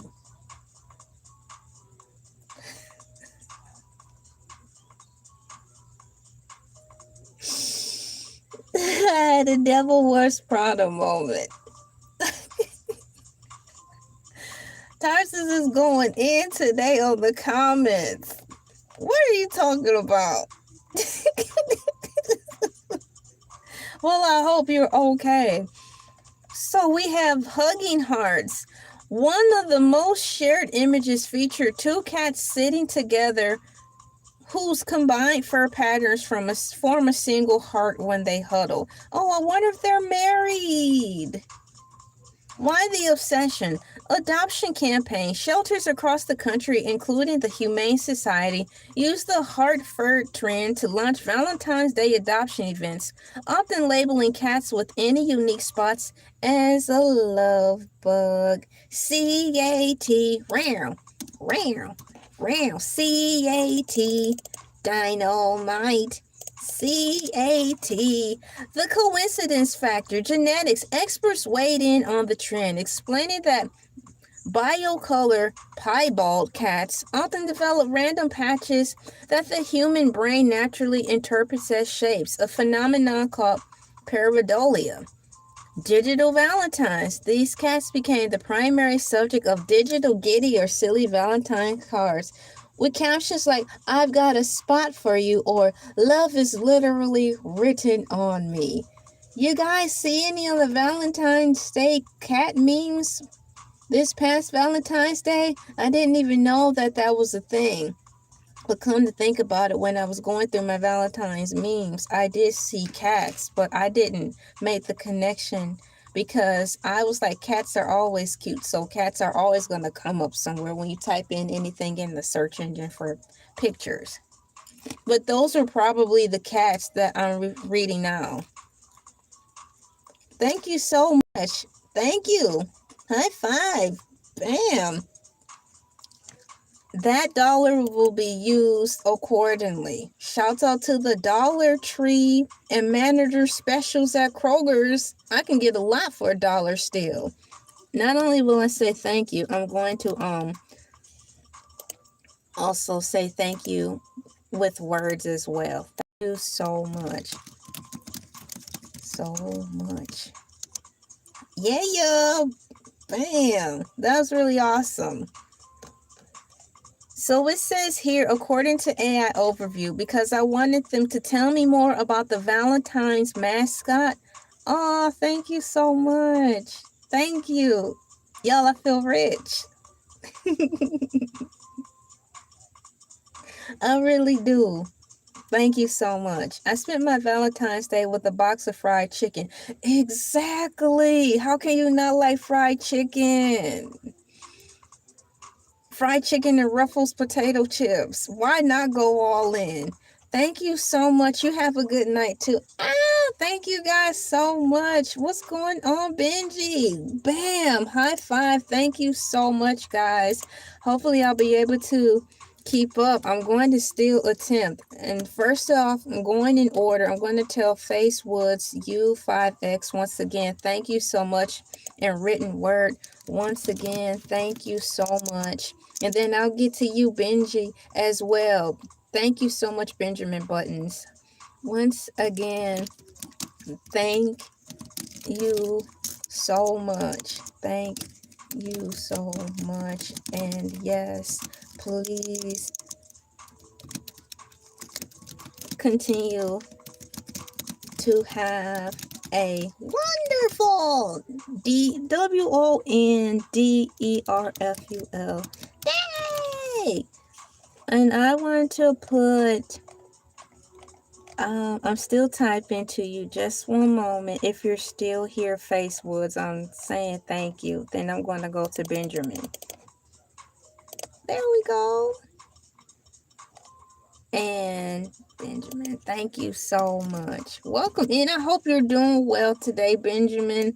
Last time we chatted, you were doing rather well, and I know I was glad. You were talking about food. Of course, we were talking about breakfast. Thank you so much. And I hope is well with you on what we chatted about during the last live. There we go. Pancakes. Bam. Thank you guys so much. So where we are right now, my cool peeps, is I wanted to know more about this. And it says, can you please, well, I asked, can you please tell me more about this Valentine's mascots? So we're talking about the Valentine mascots, cats, who are born naturally with heart shapes on their fur or on their nose. Stressful morning, but it was okay. Woo! Okay, good. I get those too, and it's annoying. It really is.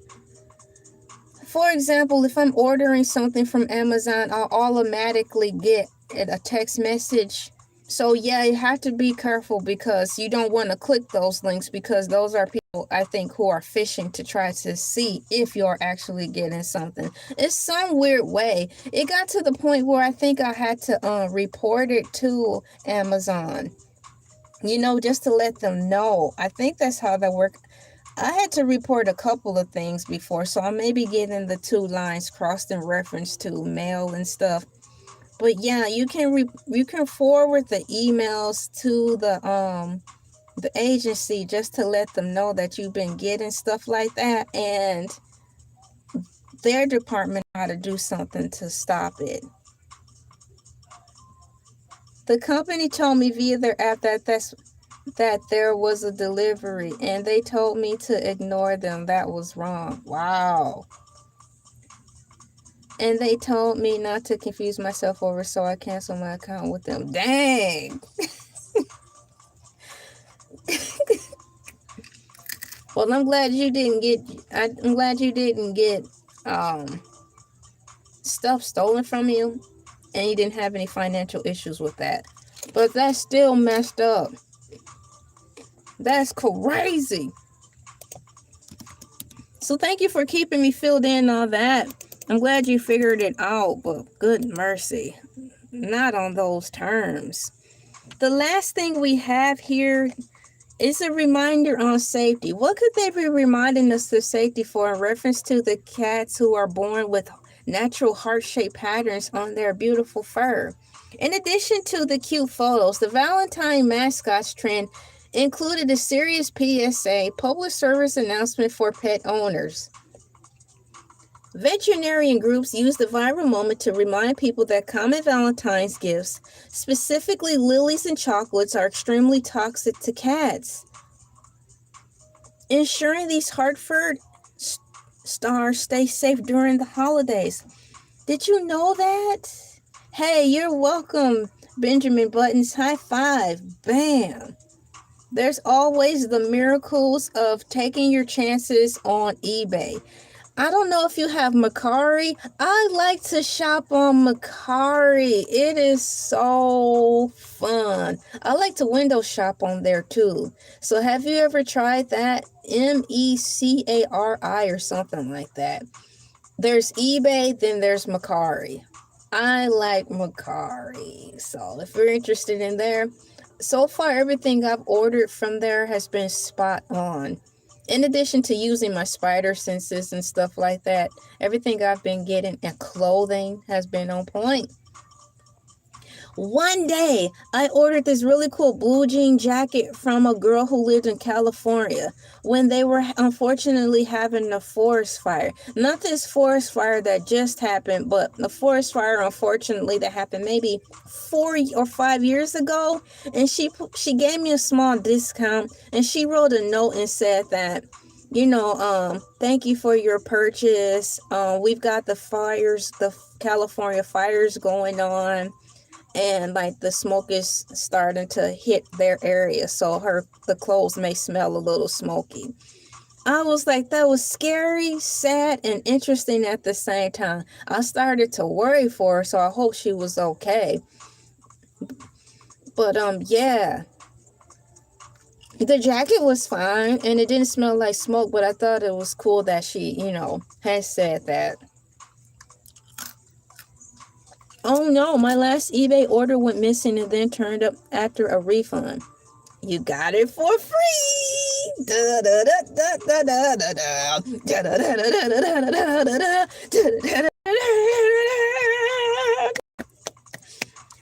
it wonderful how things work out?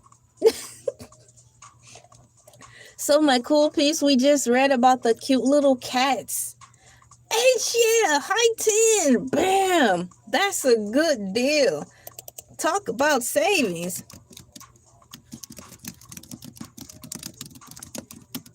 Woo! I'm going all the way back to the top of my digital notes, guys, to see which cool animal will be featured today. I like that cute little story about the cats who naturally are born with the patterns of hearts in their fur.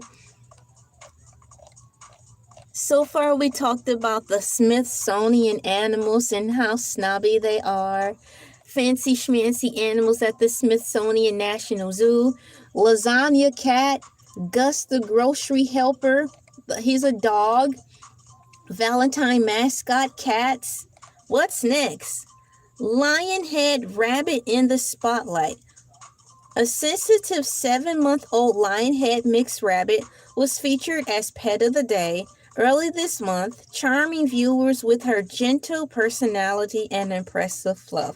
Well, since I'm looking up all the other cute animals, you guys, I want to see what's going on with Lionhead the rabbit. Can you please tell me more about Lionhead the rabbit? Corolla, the lionhead mixed rabbit who captured the hearts in February 2026, is a prime example of why this breed is nicknamed the fancy rabbit. Now, we just talked about fancy schmancy animals, so it's looking like perhaps this rabbit may be able to apply for the Smithsonian Animal Zoo because it said it's fancy.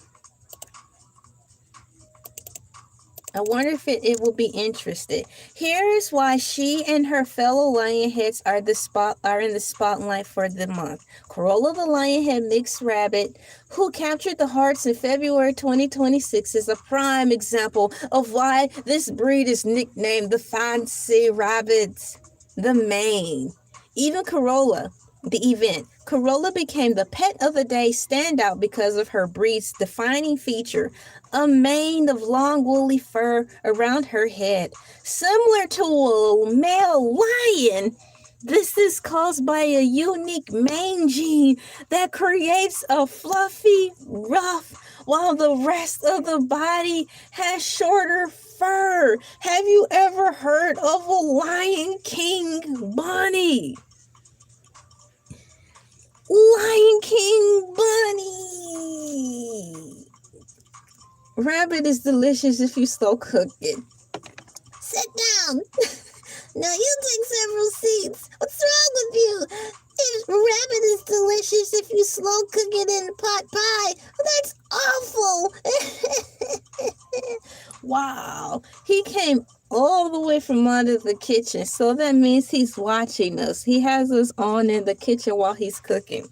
He flew all the way out of the kitchen just to jump in the camera to tell you that. I have to write this down. Where did I put my ink pen? I have my highlighter, but where's my ink pen? I have my bowl of cereal. You guys, I misplaced my ink pen. Where did it go? Found it.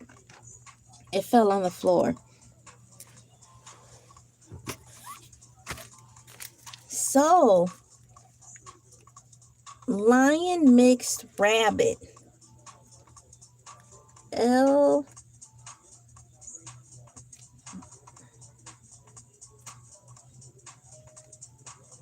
Mixed rabbit.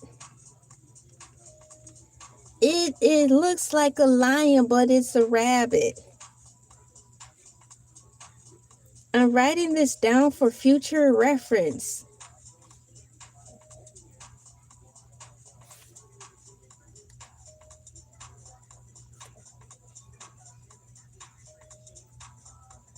Hopefully I'll remember to see after I read about this lion rabbit if they feature him or his breed at the Smithsonian Zoo. The mane. Corolla became a pet of the day, standout because of her breed's defining features, a mane of long woolly fur around the head, similar to a male lion, that is caused by a unique mane gene that creates a fluffy ruff while the rest of the body has shorter fur. Her personality. Describe her caretaker as a sensitive and gentle. Corolla has been the face of slow burn at adoption. At 7 months old, she represents the teenager phase of rabbits, where they begin to show their distinct, often cheeky personalities. This is so adorable. Welcome in. How are you doing today? High five. Come on in. All are welcome. And we're talking about a bunny rabbit today that looks like a lion. Welcome in. The fluff factor. In her viral video, Corolla is often seen being groomed. Because lions have such a dense fur, they require frequent brushing to prevent matting. Oh no, the matting of the bunny. You know what? If I were to have one of those cute little bunny rabbits and I had to brush it, don't you think like if I got like some detangling spray from the children's section and spray it, that should help keep the bunny's fur okay? So it says Corolla is often seen being groomed because lion heads have such dense fur. They require frequent brushing to prevent matting, making her spa day videos a hit for viewers looking for styling silly animal content. Welcome in all my cool peeps. Thank you for your comments. I appreciate all of you for coming in. We've got February adoption focus. Would you guys be interested in one of these cute little bunnies? February adoption focus. Corolla's feature was part of a larger push to educate people on rabbit care. Animal advocates used her fame to remind potential owners that while rabbits like Corolla are adorable and smart, they are long-term commitments that need plenty of space to hop and binky, a happy rabbit jump. I bet Corolla will make a great pot pie. Oh my gosh, you're gonna get him on here again. He gonna be upset with you. I hear little feet. Hold on.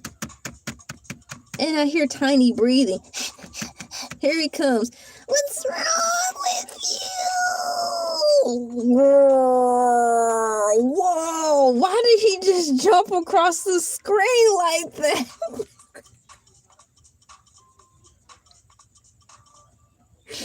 You getting him all worked up? Oh my gosh, this is sad. Oh man. Corolla currently resides at a shelter. Oh no, she doesn't have a home. Corolla currently resides at a shelter looking for a quiet home where her gentle nature can thrive, proving that you don't need to be a big cat to have a majestic name. That's too bad. Well, they seem to be doing just fine taking care of her at the shelter. So I'm going to try not to feel so sad about it. You guys have really been doing your thing in the surveys. I'm going to ask Bella Swan to come so she can read the survey for us. Here she comes. And on my way. I'm here. Hello, all of my cool peeps. Did you enjoy Friday the 13th last week?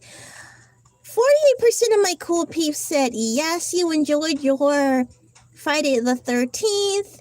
12% of you said no, you did not. I'm so sorry that you didn't enjoy your Friday the 13th. It's too bad. Maybe you next time. Friday the 13th will happen again in March and in November of this year. That's right, Bella Swan. Friday the 13th will happen again in March and in November. And lastly, did you enjoy Friday the 13th last week? 41% of you said, I forgot all about it. I forgot all about it. Thank you, Bella Swan, for reading the survey. You're welcome. Besides, well, I cannot even say that. Bella Swan's been pretty good today. I only had to put her in her place once. You know, I only had to put her in her place one time. But for the most part, they have been griddling the pancakes. And they use some type of butter. They ordered some special butter online. They're not telling me what it is yet. But it smells really good. All the way to the top, guys. Which animal was featured today? Little guy is in love with Corlina. He probably loves her, you know, because they're small already. So to have a pet bunny rabbit, you know how protected they would feel. They wouldn't even need dogs. They could just use bunnies to be their guardians. And also their mode of transportation. A bunny will be a horse to them.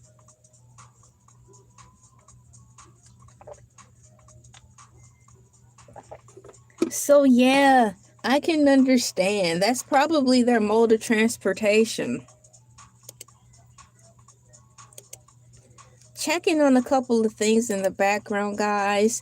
I have been on here for 2 hours and 17 minutes. The time for me is a glorious 6:17 a.m. ET time, reporting live from the state of Georgia. Georgia, the Peach State. Thank you so much for my new subscribers. I'm looking around now. Thank you for my subscribers who are the new subscribers. Thank you to my day ones, my day twos, my day news, and the ones who are simply passing through. I wanted to take the time to say thank you while I have a group of you here. Silly animal reports for February 2026. This has by far been the best year. Well, the best month. I wanted to talk about silly animals last month as well, but I'm kind of glad I waited. If I did, I didn't touch on them too much, I can say that. Because what I wanted to do was focus on silly animal reports for the month of January. And I specifically only wanted to talk about the month of January. But they didn't have enough.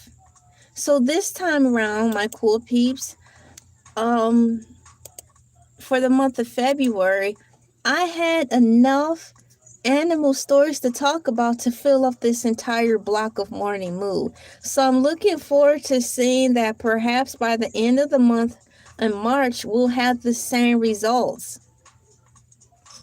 Right? So can you please tell me more? Oh, we read about Gus the doggy woggy. All the way to the top. Who's next? Valentine mascot, lion head rabbit. Oh, we only have 2 more left. Comedy legends versus wildlife. A viral clip resurfaced this month featuring the comedian's harrowing and hilarious account of nearly being chased by a silverback gorilla during a zoo trip gone wrong. What the age?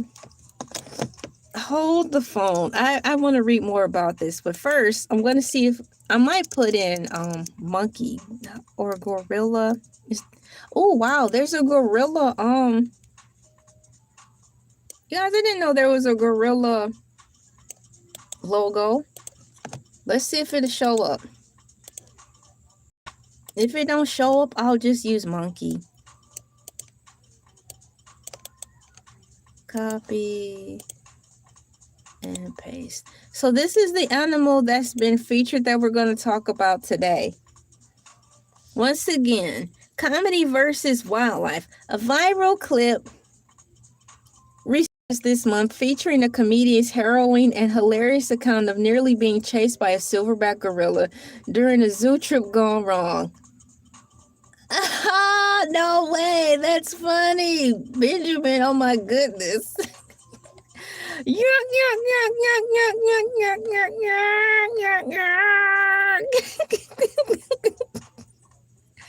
So I'm getting ready to ask if it can please tell us more about this.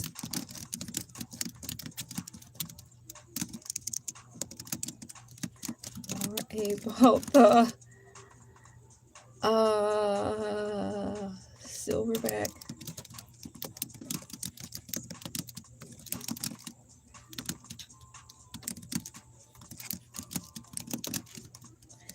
All right.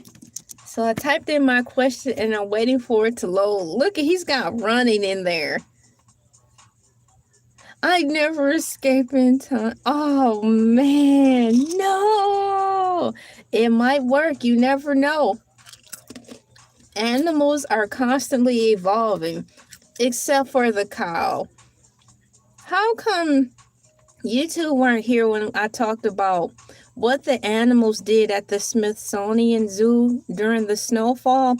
All the other animals participated playing in the snow, and they adapted really well because according to AI Overview, the tigers and stuff evolved. And the animals in there are used to the snow, like the red panda, the regular panda. How come the only animals at the Smithsonian Zoo that didn't want to be out in the snow were the cows? They said the 2 cows wanted to stay in their sheds by the heaters. I'm like, you giving cows a bad name. I'm on here Monday and Tuesday trying to put cows in the good light. And then y'all gonna say they want to just stay in the shed all day? I cannot.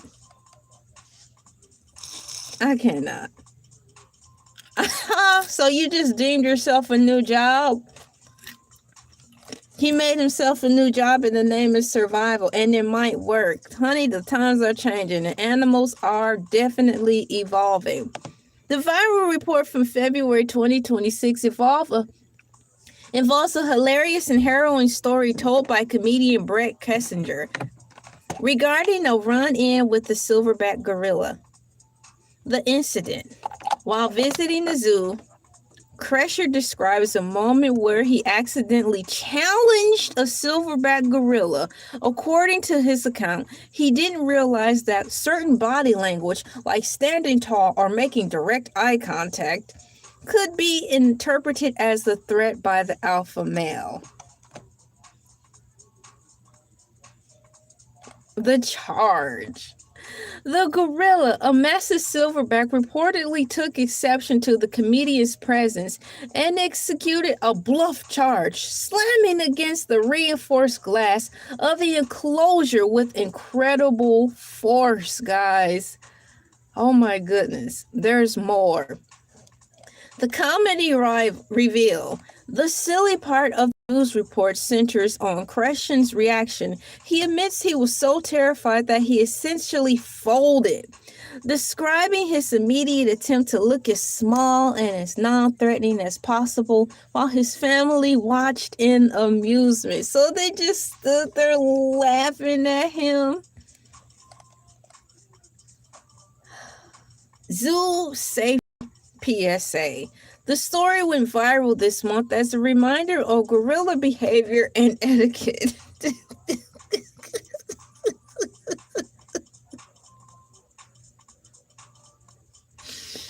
Not gorilla behavior and etiquette. Oh my gosh, this is funny. Oh boy, gorilla behavior and etiquette. That's just, it's too much. Y'all, this has been really good. Hold the phone, please. That's too much. I want to put that in there, but eye contact. Eye contact. It says direct staring is a sign of aggression in gorilla culture. Chest beating. Of course, they teach us this when we watch Tarzan. How can you not know this? Chest beating. This is often the display of power or warning to stay back. Once again, we watch this in Tarzan. So watching cartoons is important because they teach you all this stuff. And vocalization. Gorillas use various grunts to communicate, and the specific tight-lipped look usually means they want space. Again, watch Tarzan. The clip has become a favorite for February 2026 pet fails and wildlife goof segments, providing that even the glass wall can't stop a silverback from winning a staring contest. So, did he break through? So, did the gorilla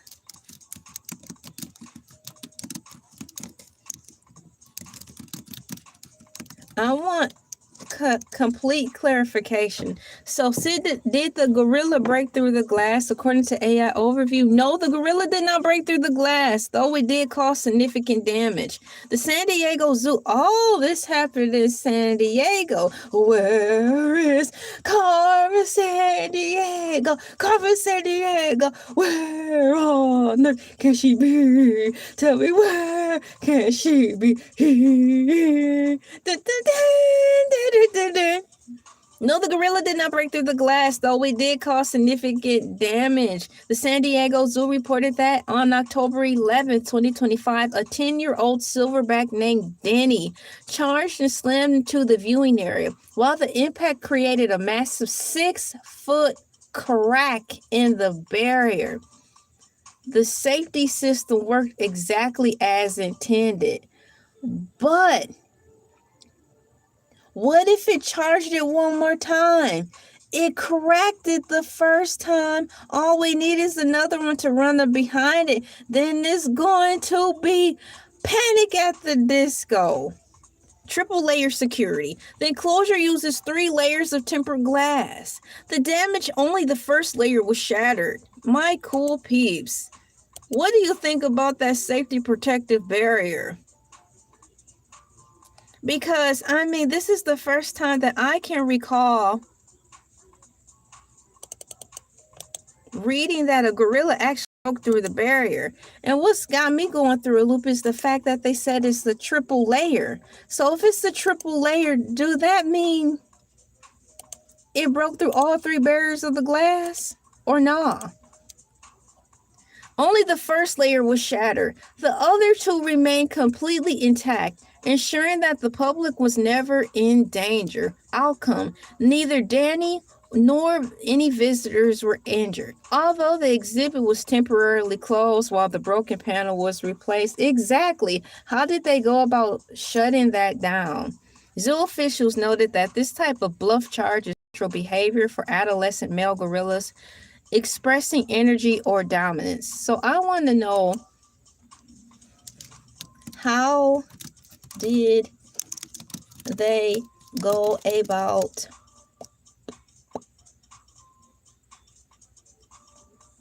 How can I ask this?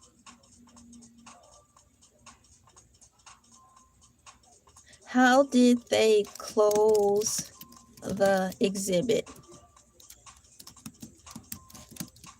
while repairing it? I want to know, how did they close the exhibit while repairing it?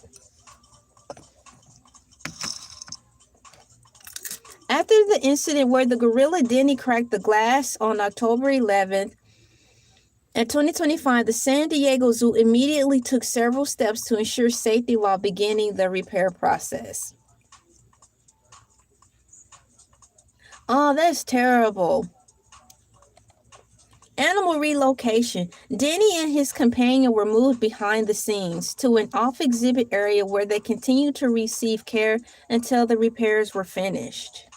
Closure. The gorilla forest viewing area was closed to the public immediately following the incident to keep visitors away from the damaged panel.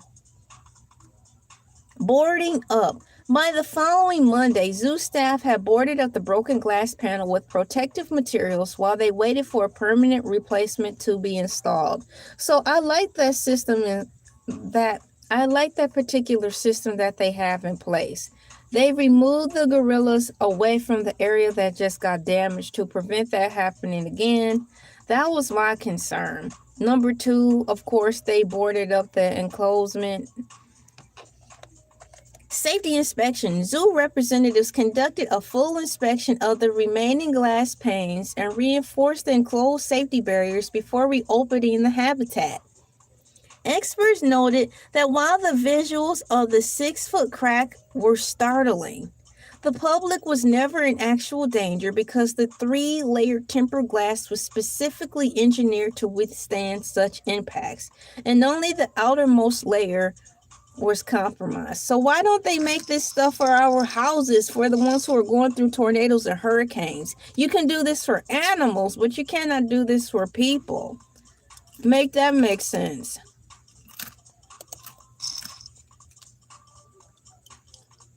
Shouts out to my people who unfortunately lost it all because of weather that was out of our control. That's not cool and that's not fair. But in this regard, in reference to the gorilla at the San Diego situation, I'm glad nobody got hurt, nor did an animal get hurt as well. But still, just saying that, it just makes me a little, my biscuits get burned a little bit because all these people losing their homes because of they're not taking care of people properly. That's just too much for me.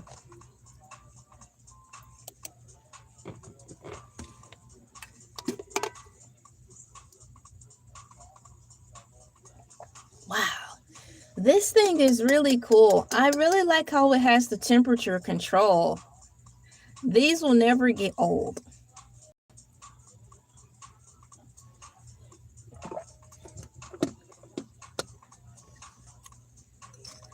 I'm going to cover up my cereal because I want to sit it down out of the way. Just one moment, please. Where is my covering for my cereal?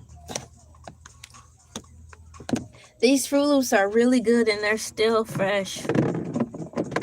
Here it is. I want to put the cereal away so I can clear a little bit of room on my working area.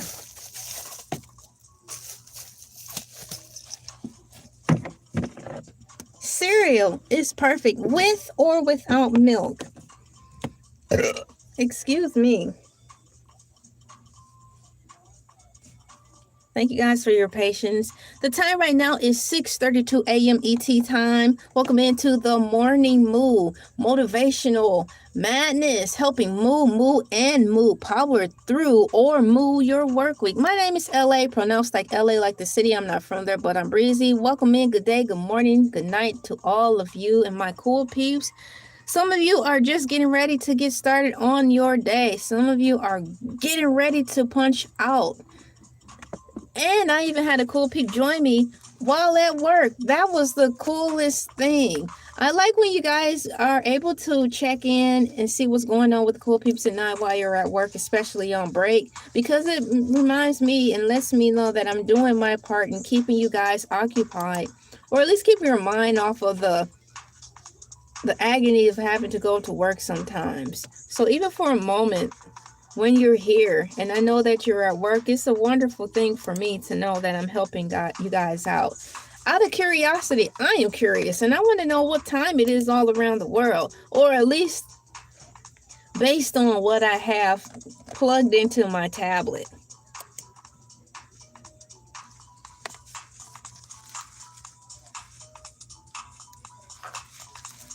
Pulling up the times here.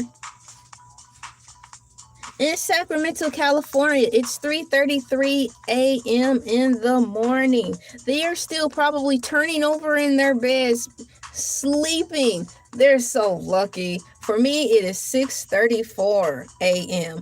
In Cairo, Egypt, they are 7 hours ahead. It is 1:33 p.m., so they have just finished their lunches. Shout out to all my replay gang from Cairo, Egypt. What did you eat today for your lunch, and how has your work day been?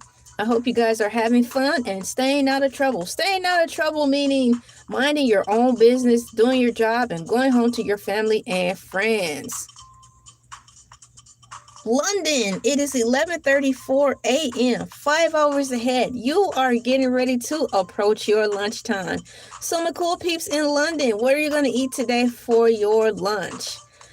As I talk about lunch, a cheeseburger sounds splendid right now. Albeit it is too early for me to stomach a cheeseburger. A cheeseburger for lunch sounds great. At this moment, I probably will have to start like with some oatmeal or cereal. Jamaican beef patties, or lamb. Have you ever had Jamaican beef patties with ramen noodles on the side? And Tarsis got a cheeseburger. Oh, with the lamb, what would you put on the side? You will have lamb for breakfast? Lamb. If I were to eat lamb with breakfast, on the side, cherry tomatoes, orange French dressing, broccoli.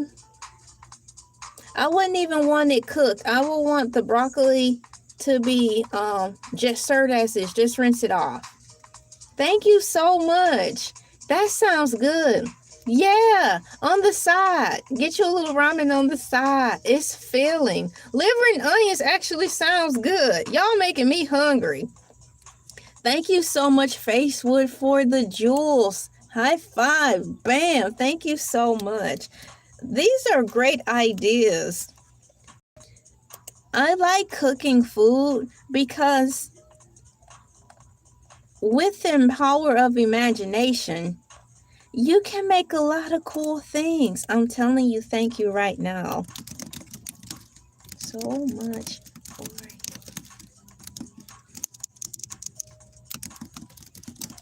and for hanging out with us cool peeps. There we go. So using your imagination in the kitchen is really fun. And lastly, guys, once again, in London, they're 5 hours ahead. That's why we're talking about food, because in London, they're approaching lunchtime. It's 11:36 in London. And in Cairo, Egypt, it is 1:36 p.m. They're 7 hours ahead, so they just finished lunch. And in Australia, it is 10:37 p.m. They're 16 hours ahead. So you guys are probably getting ready to eat your midnight snack, or what Taco Bell likes to say, the fourth meal. So in Australia, it's time for a late night snack. What are you guys going to snack on tonight, since it's already nighttime there? What would be a great nighttime snack? If it were nighttime for me right now, my cool peeps, I would want a bag of cheese puffs. The cheese puffs, peanuts, slightly salted,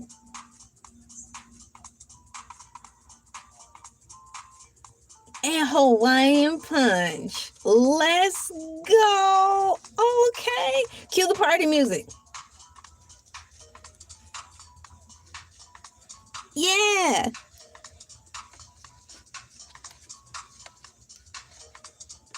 Okay, that's enough. Oh boy, this is really cool. We have one more cool animal to talk about. Can you believe this list was really long this time? Bam. Oh, bam. Oh, wow. Shouts out to AI Overview for providing us this really awesome list. I've been just taking my time through this list, y'all, and it's taking me 2 hours 39 minutes, and I have one more animal to talk about.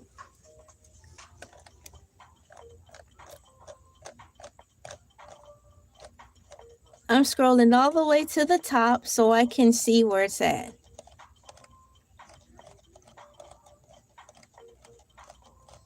Where are my animals? And lastly, my cool peeps.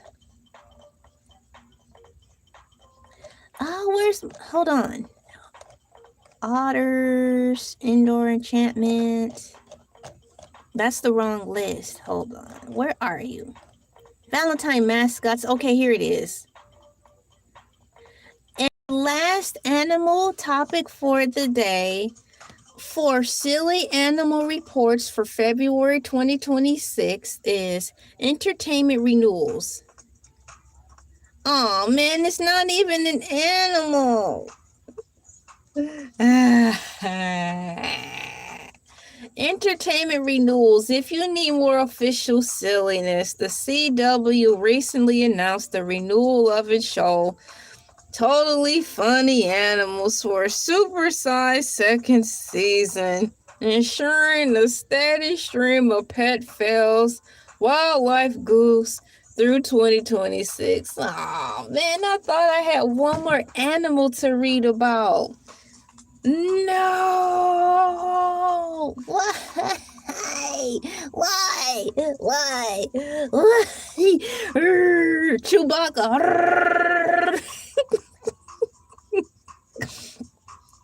So here's the list of the things we talked about today, my cool peeps, on Morning Moo. I'll go all the way to the beginning. I typed in silly animal news reports for February 2026, my friends. We talked about zoo snow days. While humans were hunkered down during January and early February 2026, animals at the Smithsonian National Zoo were caught on camera having a blast. Rare footage shows several species experiencing falling snow for the first time. Year of the horse or duck. While 2026 is officially the year of the fire horse in Chinese astrology, starting February 17th, which is today, social media has seen a hilarious debate over whether it should actually be the year of the duck. For those of you who do not know and who just come in, today starts the day of the year of the horse, if you're interested, on the 17th, the year of the horse.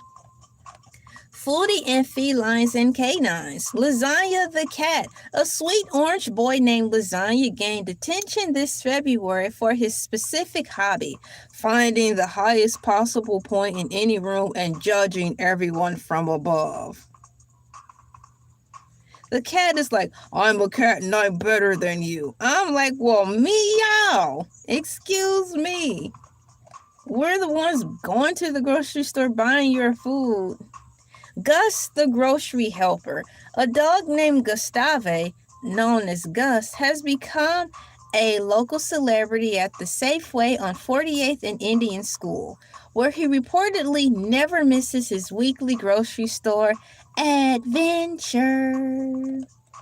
Next, we talked about actor Gus the grocery store helper doggy, by the way, is a golden retriever. Valentine mascots. Animal lovers are currently obsessing over a viral collection of heart-furred cat felines born with natural heart-shaped markings just in time for Valentine's Day. Following that, a lionhead rabbit in the spotlight. Corella, a sensitive 7-month-old lionhead mixed rabbit, was featured as a pet of the day early this month. Charming viewers with her gentle personality and impressive fluff. What made her fluff so impressive is that she has an actual mane like a lion. She's got the gene in her body that gives her a lion mane. So basically it's a rabbit with a mane. And lastly, in pet news for this month of February 2026, comedy legend versus wildlife. A viral clip resurfaced this month featuring a comedian harrowing and hilarious account of nearly being chased by a silverback gorilla during a zoo trip gone wrong. Ladies and gentlemen, boys and girls, children, pets, plants, animals, artificial intelligence, and all living, breathing things here under the sun. They say America is the great melting pot. You are wrong. Planet Earth is the one and only true melting pot. Ladies and gentlemen, here comes Bella Swan to read the survey for one last time. Bella Swan. Hi everybody, it's Bella Swan. Thank you for participating in today's survey. Did you enjoy Friday the 13th last week? 47% of my cool peeps said yes. 39% of you said, I forgot all about it. Look, I forgot about it too, okay? So I'm part of the 39.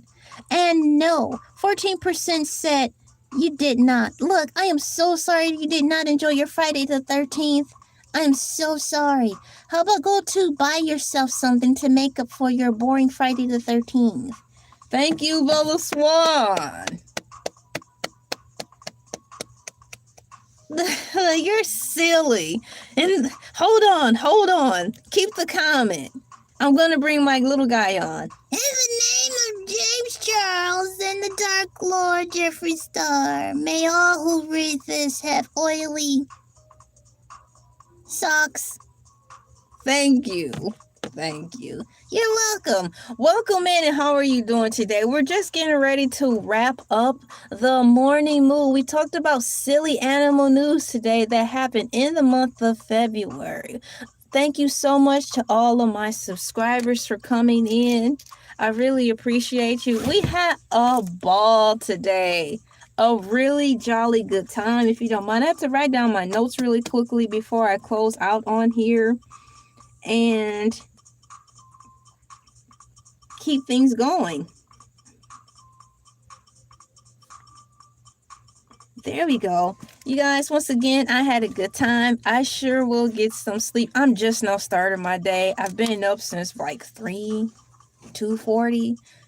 The time for me is 6:46 a.m. ET time, and I'm reporting live for you from the beautiful peach state of Georgia. My name is Elay, pronounced like LA, like the city. I'm not from there, but I'm breezy. Shouts out to all my new subscribers. Thank you so much for subscribing to your wacky girl in the cow suit. Tomorrow is going to be a whole nother vibe. It's going to be basket head. It's going to be like a laser light show. It's going to be a dark mood. We're going to be watching movies and talking about TV shows. It's the Intentionally Very Long live stream show with basket head. Will be on tomorrow. Same time, same station. Hello, how are you doing? Hey, my cool peeps. High five. Bam. Thursday, I will be on. LA will be on Freestyle Thursdays with LA, and I will be showing up as myself, not dressed up and talking and sponsoring animals. Monday and Tuesday should get the cow, where I represent cows all around the world. And Friday, back by popular demand, your boy Hercules the Shark will be on Fish Fry Fridays. Hercules the Shark has got a bonus video. If you haven't seen, he's going to be talking about celebrity music. Not in the morning, not at his original time slot at 5, but after the first live stream, he's going to go on talking about Fusion Fridays music. Yes, tomorrow will be out of this world. So have your sunglasses ready if you have light sensitivity. I will have the disclaimer. Well, Baskethead will have the disclaimer written down there. So if you have light sensitivity, to be advised to have your sunglasses on, because some people just cannot deal with all the lights, and I totally understand. This is a variety platform. I refuse to put myself in a box. I've been on YouTube for 14 years. It's been a long time coming, and if it wasn't for you guys, I wouldn't be here today. So thank all of you for helping push this little old gal to be finally a part of the YouTube partnership. Slow and steady wins the race. I love you all. Until next time, I will see you next video. And have a good day. First and foremost, I want to end on a positive note. Where's my Willie Nelson quote? Willie Nelson quote. Close out with a positivity. Let's close out with positivity. My boy Willie Nelson. You should load up. Once you replace negative thoughts with positive ones, you'll start having positive results. Like, share, comment, and subscribe. I'm going to be on the mothership tomorrow making pancakes. Basket Head will be on and I'll be there. Get your protective glasses. It's going to be a ball. I'm going to push the stop button this time, LA. Is it okay if I push the stop button? Yes, you can push the stop button. I'm going to push the stop button. Bye, guys. See you tomorrow.